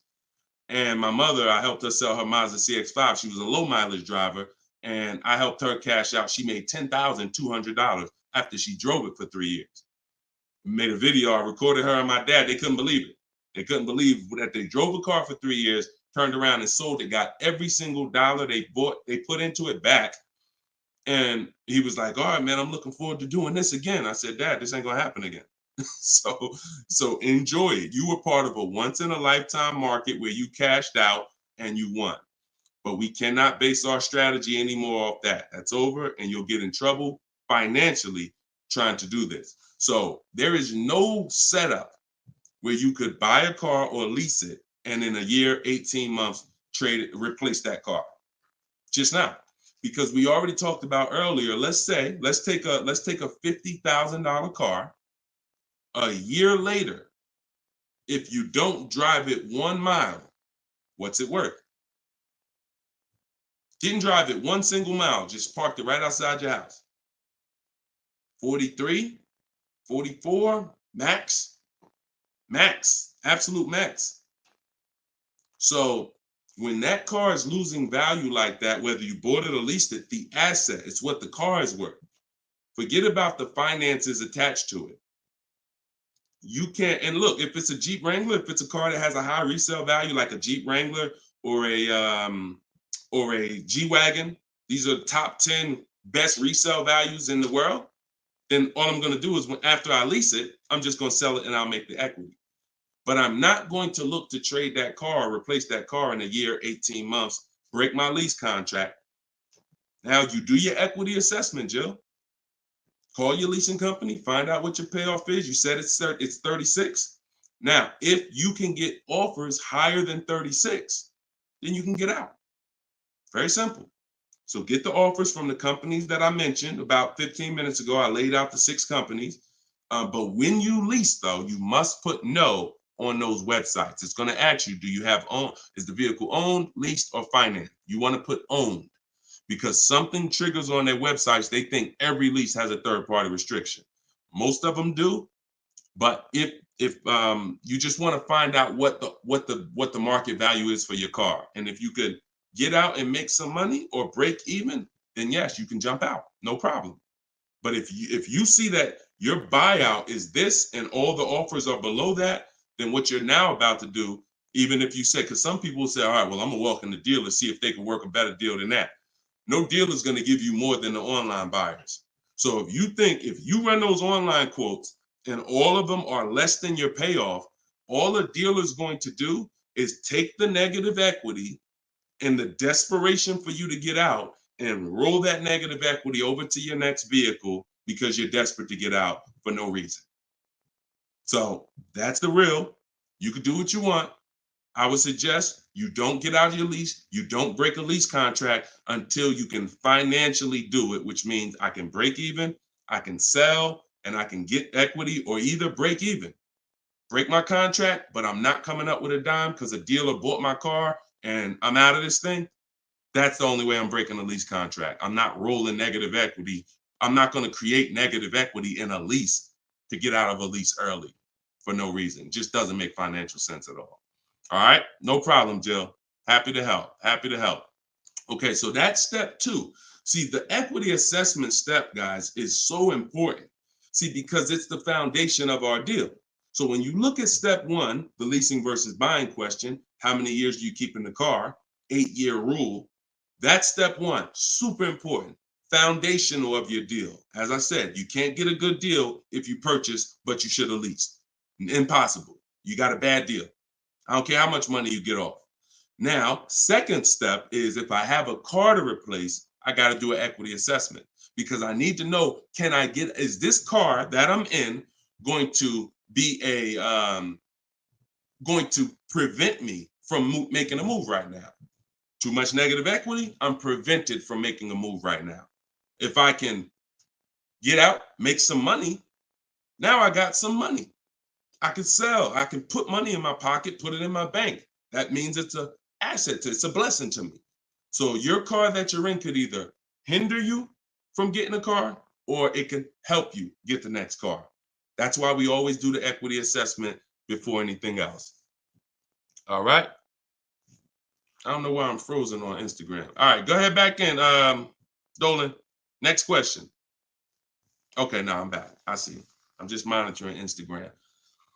Okay, and just so y'all know, everything that I'm teaching is out my new book. And look, I want to show y'all this. And before, keep that question up. Look, here we go. Boom. Look at that. 4.94. Thank you to everybody. We're higher now. I think we're up to 35 ratings, 28 reviews. So thank you to everybody who's reviewed the book on Goodreads. Appreciate you. And thank you for everybody who's using it. Make sure you are writing me with your success stories. Show me your deals so that I can post them just like I posted Tiffany's deal. But everybody can get the book. You can get yours for $90. It's normally $97. But as our welcome special, our book launch special, you can get it for $24, 75% off in my TikTok bio for 30 minutes, or my Instagram bio, or in the comment section of YouTube or Facebook. We have a comment pin for you.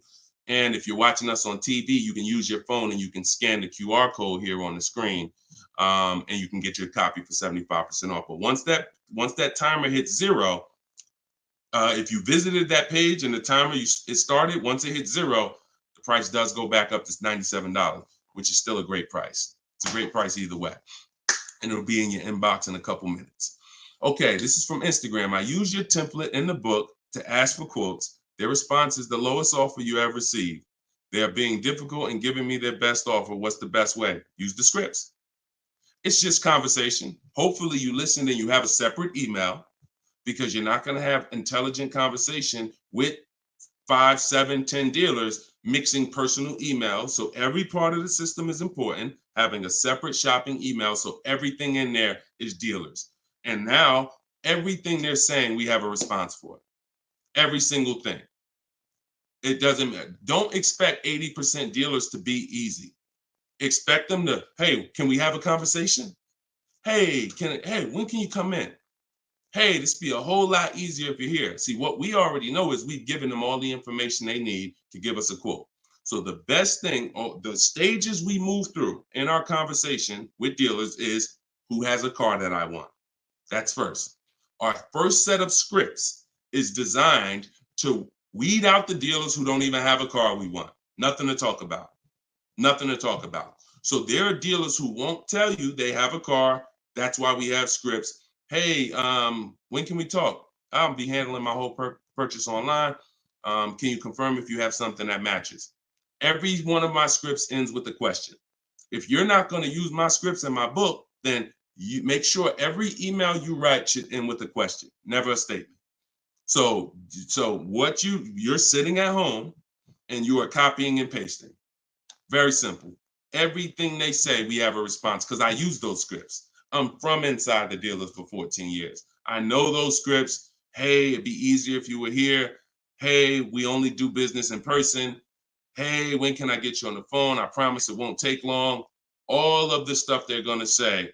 Hey, we only quote in person. None of the people I'm talking to have said that. So should I remove you from my list? Always ends with a question. So your expectation may be, you thought by sending all the scripts, you were just going to get, oh, quotes coming in, everyone doing this. No, that's why we have scripts, because we keep the conversation moving forward. Everything they say, just go to the script, open the template. And just so y'all know, in my book, one of the best reasons why it's a digital book is because I link you to videos and I link you to documents, and that you can copy and paste. So that what this person is talking about is the templates and scripts that I've created for contacting and having these conversations with dealers. So, but everything you are doing, everything they're doing is very predictable. You just change your expectation. I'm going to talk to several people and I'm going to weed this down to 5 offers. And out of the 5, one of them is going to beat everybody else. And then I'm going to use my counter offer calculator that Deshone made to send the counter offers and close my best deal. Take all the emotion out of it. Take all the emotion out of it. You should be emotionless. Nobody can hurt you. All right, you're at home in your living room. All right, go ahead. Mike said nobody gives us this info. I sold cars and the dealership wouldn't even give us any insight. Trust me, Mike, I understand, man. That's why I love the 20% of car salesmen and dealers. They love what we're doing here because they know we were never taught this stuff. So we were never taught about leasing, financing. Thank God I was able to learn it, and I was able to, but we weren't taught about insurances, all the stuff that they should be training us on. We weren't taught. So I appreciate you being here, man. All right, go ahead, Dolan. Next question. Great questions today. Great questions. Let's go. I see you. Shout out to the people running the likes up on TikTok. Can y'all just keep tapping the screen every couple minutes if you could? If you enjoying the show, you getting value out of what we're doing, every couple minutes, if you could just tap that screen and keep running those likes up. I appreciate y'all. It lets TikTok know we talking big money over here. Yep, I see it. Thank y'all. Appreciate you. All right, this is Gary on YouTube. When leasing, is it all about purchase price? No, it isn't, Gary. Great question. When purchasing, it's always about purchase price. All in, out the door, tax fees, everything included. Purchasing is always. Now, leasing, we get our lease offers, and this is where we eliminate the term down payment. We no longer say down payment. I want you to eliminate that word, those words from your vocabulary. You want to replace them with total out of pocket. Total out of pocket. So all of our lease offers we're going to get is following the 1% lease deal principle, which is, because some people, I know Judith still asks, oh, hold on one second.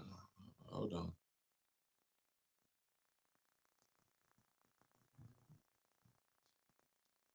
Okay, I think my wife's headphones hooked up to the broadcast here. Thank you for letting me know, Judy. So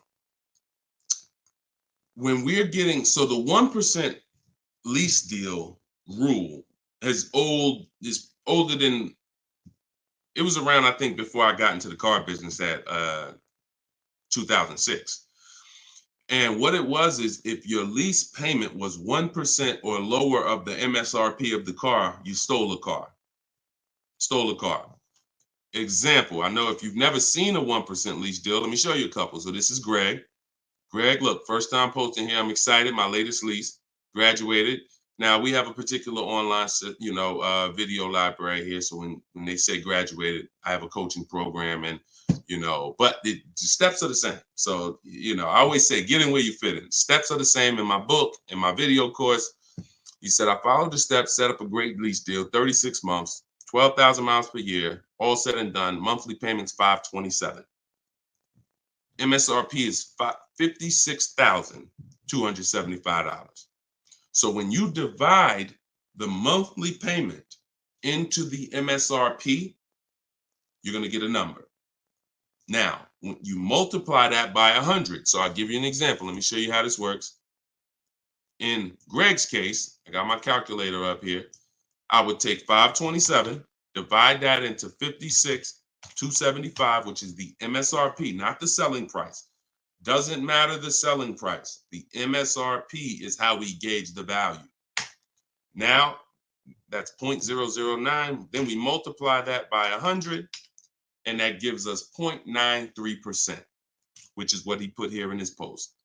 So that's an under 1% lease deal. Look, it was a steal. I think someone messed up on the paperwork. No other dealer came close. There we go. Same thing with Freena. Freena just got a Jeep a little while ago. Look, her deal was better than his, my God. But it's a better lease program. Jeep had a better lease program at the time. So, I mean, she got a $579 a month lease on a $65,950 Jeep Grand Cherokee hybrid. Out of control. So this is how we're shopping. You want to follow the format of the 1% lease deal, which is I shop with 12,000 miles per year.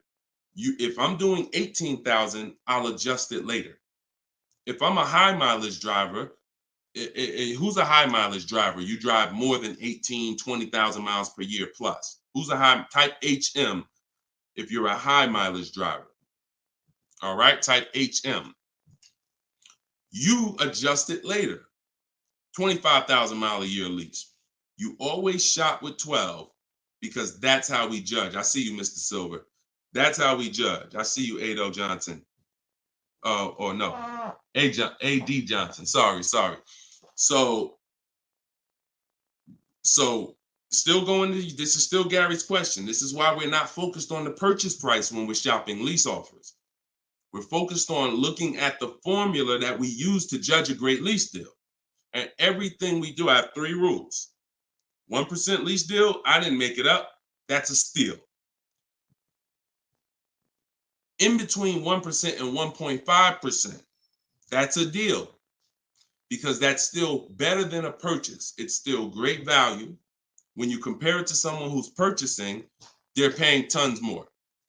Even somebody who didn't get a steal, because the lease program has to be there to get a steal. They got to want to give away these cars. They got to have great incentive, great, everything has to line up, stars in the moon, and then we get the dealer that's going to give us the biggest discount. If it's under 1%, that means the lease program was incredible. But a good lease program, great lease program, will still get you, when you shop your offers, in between 1% and 1.5%. So, you look at somebody like, I used, Charles. So Charles got a Palisade, very, very popular vehicle. He got 10 offers from home. His best offer was 1.23, $48,000 vehicle. He's paying $597 a month. Now that same $48,000 vehicle, and this I'm about to hit on something that I said earlier, but I'm gonna really bring it across home plate right now. It's impossible to get a great deal when you purchase, but you should have leased. Because look, $48,000 Palisade, you guys know we talked about it earlier. Every $5,000 on a loan is about how much per month? Every $5,000 on a loan is about how much per month? I told y'all, stay by the keyboard, because we like to dialogue. So we want to make sure you are always by your keyboard so you could dialogue. Active learning. That's how you're going to get the most out of this show. Active. Okay. Anybody type it yet? Okay. Thank you, Dominic, on TikTok. Yes. $100. So that same Palisade that Charles is driving right now for $597, there are people who financed it, no money down, and they're paying almost $1,000 a month, $900 to $1,000 if they got a 5-year loan. If they took a 6-year loan, they're probably paying $8 something a month for 6 years. He's paying $597. So that's what I say. You cannot. And even when you have a good lease program and you get your offers, 1.23, 1.25, 1.3, great value compared to purchasing that car. You're avoiding the depreciation that someone who's purchasing is going to take, and it's no comparison. So, but there comes a limit. That's the third category. We got the steals, we got the deals, and then we got, I call this, it's time to chill. 1.5%. Above that, it's not a deal. There's no value there. There's very little value there. Now, no, there's no value. And I'm going to tell you why. Just add up all the payments. 1.5%, we're paying too much for a vehicle we're giving back. It's very simple. We're paying too much for a vehicle that we're giving back. When you take hold on, let me get rid of this. Put the banner back up for those of you who want your book at 75% off. Just scan it right there. Once you get above 1.5%, there's no value, because if you take a $40,000 vehicle, a steal at 1% is $400 a month. A deal is between 4 something and 6. That's 1 to 1.5. 600 a month. Now, above 600 a month, let's take 650. That's 650 divided into 40,000. 650 divided into 40,000. That's a 1.6 lease. I never signed it. Never signed it. I'm gonna tell you why. 650 times 36 months, $23,400. $23,400 I'm paying over 3 years for a $40,000 vehicle that I'm giving back. I paid more than half of the vehicle to give it back in 3 years. So those of you who always wondered what the 1.5% rule, I had to create it, because the 1% rule, a lot of savvy people knew about it. But I noticed There was no threshold for when a bad lease deal. When are we at a bad lease deal now? We know what a steal is, but what's the bad lease deals? And when I started looking at the comparison to purchasing and then the giving a car back, once you get up above 1.5%, there's no value in leasing that vehicle. Next. Clear? We don't sign bad lease deals. Only time we did that, I'm gonna tell you something. All through the pandemic, I had people making 5, 7, 10 grand. Kid you not, hundreds of them. If they were making that kind of money selling their leases, then that was the only exception. Some of them will take a 1.6 lease, put money down. Some of that big equity they had that they didn't even know they were going to have, they would put it down to lower their payment. But that was the only exception back then. I never co-signed somebody doing it now. Okay? There we go. Gary, Gary, in my TikTok bio, are you on my email list? Send me an email. You want the whole, you just send me an email and we'll make sure we get you in. And that's a special price, and I'll get you the special price to join us. Okay. I don't know how, can we communicate on YouTube? I don't think we can. I think we can only communicate. If you follow me on any of the other platforms, Gary, YouTube, TikTok, Facebook, Instagram, they allow those direct messages and we'll be able to see you. Just send me a message and I'll get you I'll have the team find some special link to get you in at that price. All right. MSRP, Todd, is always the bottom line. Okay, this is a great question. Hold on. We'll pull another question up, but I want to do Todd's question he just asked right here. He said, do you include freight and handling in the MSRP calculations? That's a great question. Very common. Let me show you this. When you are looking at the MSRP, y'all, leases and purchases of brand new cars, used car purchasing is different. But when you're shopping, we're always shopping based on the MSRP. So let me show y'all this. I'm actually going to save a window sticker right now, and I'm going to bring it onto the show. Hold on. All right, so let me go here. Boom. Check this out. All right, here we go. Hold on. It's loading. Boom. All right, so here's a window sticker. Now, these numbers can be a little confusing. We want to go right there. Right there. Total MSRP is all we care about. Right there. Total MSRP. Because you do pay for destination to get the car from the factory to the dealership. That's included. Like that's we pay for that. So it's no problem. We need to know. You don't want to account for any of these numbers up here before the option. It's always the bottom line MSRP, total MSRP. Now, if you ever see an addendum next to a window sticker, you see a handwritten addendum or a typed addendum that takes this total MSRP and it gives some other stuff next to it, we pay no attention to that. And in my case, if you're using what I'm teaching you, you would never even be talking to that dealer about getting a quote until you got home. So even if you go, the only time we would actually even see that particular dealer, that particular window sticker, is if we showed up to test drive the car and that particular one that we test drove just so happened to have the addendum on it. That's the only time we'd even see it. Quite honestly. It's no way, it's not even something, because we never talk numbers in the dealer. Your leverage is at home. Everything I'm teaching you is your leverage is at home. You can talk to multiple people from home. You can get bids from home. You can put people against each other from home. You're in control from home. You lose all of that sitting down at a car salesman's desk and going back and forth one-on-one. You can see the whole market at home. See, we get below market deals. I want you getting below market deals. There's no way for you to get below market deals without seeing enough offers to know the market. I can never sit down across the table from a car salesman and get a below market deal because I don't know what the market is. I only know what your price is. And every single one of your competitors is going to offer me a different price. Some higher, some lower, depending on who you are. And so I can only expose that information by being at home. But yes, everything we are doing is always based on that total MSRP, and that's how we do our calculations. Okay, great question. If everybody's getting value out of the show, could you type some dollar signs?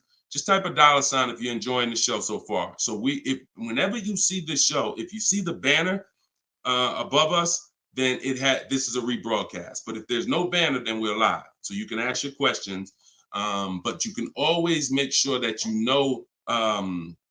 I always want to make sure that you guys have access to the live shows so that you can use them. But even the rebroadcast, if you're sitting on watching the rebroadcast, you're going to get the same value pretty much as somebody here live, because somebody's going to ask the same question you had. I can almost guarantee it.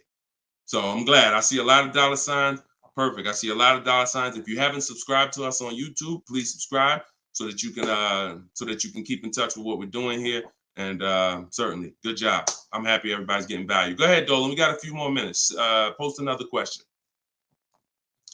Great questions today. All right, this one's from Instagram. I haven't had any car leases on my credit before. How likely will I be able to lease an $80,000 car? I have great credit. If you got great credit and income, then you could go for it. Great credit and income, you could go for it. Whether you have the car. Now, I'm going to tell you something. Mercedes did not want to be people's first lease. So there are snooty brands out there. I cannot tell you that because BMW may not be that way. Audi may not be that way. Range Rover may not be that way, because I think Chase does their leases. So, but when it comes to Mercedes, they didn't want to be your first lease. You really had to have some type of comparable credit. But if you have great credit and you have the income, then certainly I'd be going for a lease. No doubt about it. No doubt about it. Just like the chicken and the egg, you know what I mean? Like, which comes first? Or it's better is the job and the experience. You can't get a job without experience. You can't get experience without a job. So in this particular case, somebody has to be your first, lender, and most of them will. Yeah, most of them will. You know what I do too? One more thing. I have this in my book too. Just so y'all know, every little detail is not left out, because I've been doing this since 2006. I've heard every question, and I knew every question has a place. What I do, if I'm you, is before I even shop for a car, if I don't know for sure, even with great credit, if I could get approved, I would call and I'd ask for the finance manager, and I'd tell him my situation. And I say, hey, look, you know what? I got a 740 credit score. I make this a year. I never leased before, but what do you think? And if a Mercedes finance manager would tell you, nah, it's probably not going to work with Mercedes. But someone else would say, nah, that's fine. So that way you don't even waste your time getting all your offers just to find out that this is one of the snooty leasing companies. All right. All right, there we go. All right, shoot the next one up, Dolan.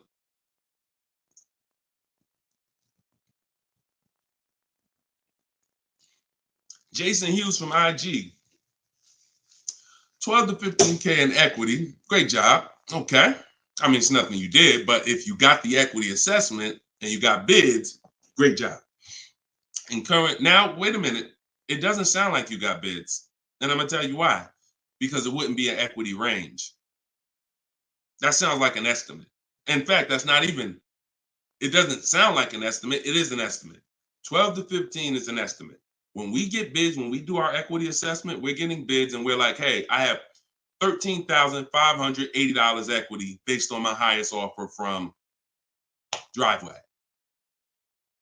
See, get out of the ambiguity. Get out of the middle there. Let's get finite, definite numbers and stay out of these ranges and estimates, especially on things that take us 20 minutes to do. Call your bank, get your payoff, go online, CarMax, Driveway, Carvana, AutoNation, sell my car, Car Guru, sell my car, Kelly's Blue Book, instant cash offer. 20 minutes. Get your equity. 8 payments left, not keeping 8 years, now a good time to lease. 100%. 100%. There's no benefit in waiting. Listen, that is the path for a lot of people, Jason. A lot of people are going to discover what we're doing here, teaching by the numbers, not by emotion. And they're going to realize that not leasing has cost me money. Should I wait or should I just transition now? There's no reason to wait. There's no reason to wait. The only thing that would make you wait when you do your equity assessment is you have too much negative equity, you can't get out. That's the only time. Or you have a credit situation where you need to actually get your smart car, get a car for 2 years, rebuild your credit, and then go lease. Anybody else, no benefit. I'd be leasing tomorrow because I had a friend of mine, he's a close friend of mine. He's actually in my program. You know, he uses our stuff. And he's like, he had a Kia Telluride. Well, he had an accident. Vehicle got totaled. Now, he said, now I know the 8-year rule, Deshone. I'm going to lease this next one. He gets his bids. Last week, he leased the Kia Telluride for under $500 a month. The same vehicle that he was paying hundreds of dollars every month for. More. Hundreds of dollars more per month. I don't know what his payment was, but I know what a Kia Telluride costs to purchase. A $45,000 Kia Telluride to purchase with no money down is $800-900 a month. So he's literally under $5, no money down, when he was just paying hundreds more than that.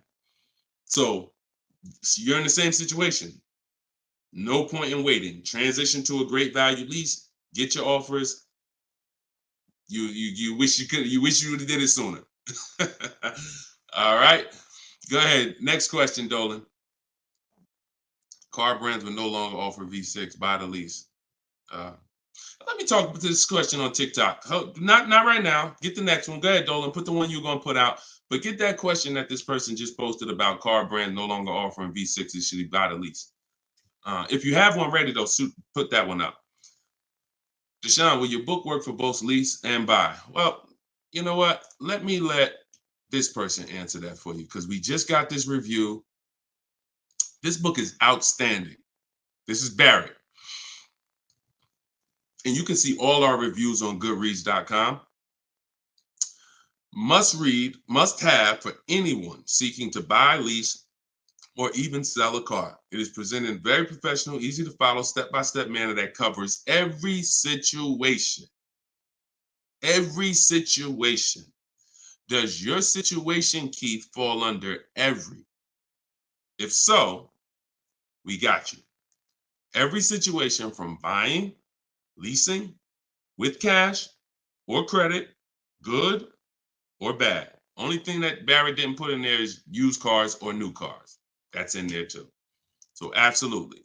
So yes, I'll put the banner back up for all of you who are watching us on TV. You can you can scan the QR code here with your phone, with your camera, and you can get your book for 75% off, or you can go to deshonesbook.com. We have the link in the comments on Facebook or YouTube for you. And if you're on Instagram or TikTok, you can go to my bio, click that link, and then click the button for the 75% off and get your book for 75% off. You won't pay the normal $97. Okay? But yes. All right. I have a 2020 Nissan Sentra. This is Key. I don't want to butcher your name, so I won't try. But from YouTube, I have a 2020 Nissan Sentra. Had it for 2 years. My miles are 64,000 highway miles. Okay. I know I don't have equity. I was told don't trade it in. Would be a bad decision. It's true. We don't trade cars in. We get bids. So you need to find out what your equity position. See many of you are finding out right now how important the equity assessment is. Whenever you have a current car, equity assessment. So when you call your bank, get your payoff, then you go and you get the offers, you're either going to be in a positive equity position or a negative equity position. Now, if you're in a negative equity position, there's three solutions for negative equity. 2 of them lead to a car, 1 of them doesn't. First is you get all your offers and you can pay the difference because these are the highest offers. So whenever you are, the highest offers are these online bidders. They pay more than car dealers. In fact, 3 of them are car dealers that are bidding. So Kelly's Blue Book, Car Gurus, and AutoNation are car dealers bidding. CarMax, Driveway, Carvana are online marketplaces, used car marketplaces bidding. So you're getting a wide range of diverse offers from people who compete every day to buy cars. and they cut you a check right then and there. They do an hour. Both times I went to CarMax, me and my mother separately, we were out in an hour. I've had people who sold to Carvana, Kelly Blue Instant Cash Offer. They do their inspection. And then they bring you a check. So if you can pay, let's say you said you don't have equity. So if that's the case, then you may have negative equity, which means you might owe 30 and your highest offer is 28. Then I would come up with the 2,000 and I would pay the difference all day long because I'm still winning through a bid. My car's value is maximized through a bid. And if I don't get bids, I'm not maximizing my car's value. So now, second, when we can't pay the difference, then that means we must trade. This is the only scenario where we trade because you need now one part of the bidding strategy you can't do. So you're going to do the other part of the bidding strategy, which is now think about what car you want. Okay, I want a Toyota Camry. Now I'm going to get my bids. I'm going to get the lowest bid, the dealer that's going to sell me the car for the lowest amount, and then I'm going to purchase from them. But before I can purchase, now I need to bring my old car into the scenario and ask them, how much is my old car worth to you? Now that's the winning dealer. You need them to bring that loan because you need them to carry that negative equity you have and put it on top of your existing deal. So you cannot depend on, don't even think that they're going to pay the amounts you had over here. Oh, Driveway was offering me 29. Yeah, you could tell them that, but again, they're not going to be able to pay that. They can't beat all their competition on the bid and then beat all the online buyers on the bid. So that's why I say your first option is always to pay the difference. Because you can win with bids there, you maximize, and then you do a separate transaction, you can still keep them separate. But if you cannot get bid, if you can't pay the difference, your only option is you have to trade that car in, and then you're going to let the dealer who you buy the car from wrap the negative equity into the existing lease. It's hopefully it's a lease because there shouldn't be any reason you're trading that car unless you just want a lease. To buy another car, unless you're saying you're keeping it 8 years, which, like I said, most people, I've been doing this for years, they're going from a finance to a lease. Now, one more scenario. I told y'all it's 3 ways out of negative equity. One leads to no car. You have too much negative equity and you cannot put it on top of the actual deal because banks have loan to value ratios. So if you have $10,000 of negative equity, you can't just slap that on top of a $30,000 or $40,000 car. It's going to be too much unless you put money down. So you can't if you got some cash, you can make the deal happen, but you're not going to be able to do a no money down deal because you're looking to have the bank approve the car, the tax, the fees, which probably another $1,500, and 10 grand of negative equity. And then you want to find that's too much because the dealer has to go to the bank and say, we know this car is priced at 40, but we'd like you to lend this person 54. They're not going to do it. They might lend max 50. So the more negative equity you have, if it's too much, you're either going to have to bring some cash to the table to get the deal done. And if you have no cash, you got to wait. You got to pay down the car. It's the only option. That's why I say, know the cause of negative equity. It's usually because you haven't leased. 99, I could tell you the way out. I just gave you the way out. That's in my book, 3 strategies for negative equity. But when if you don't know the cause and you just turn around and get another purchase and you're not keeping it 8 years, you're going to be in negative equity again and again. And there's plenty of people, and some of you, and maybe you, where you're like, dag, Deshone, that's me. Every time I go get a car, negative equity, negative equity, negative equity. It's like a vicious cycle. And the solution is you need to lease. What's causing that is you don't lease. So you're overpaying by thousands of dollars. All right. So listen, y'all, we will be back. We like to do these shows twice a day. If you're on my email list, you'll get the notification.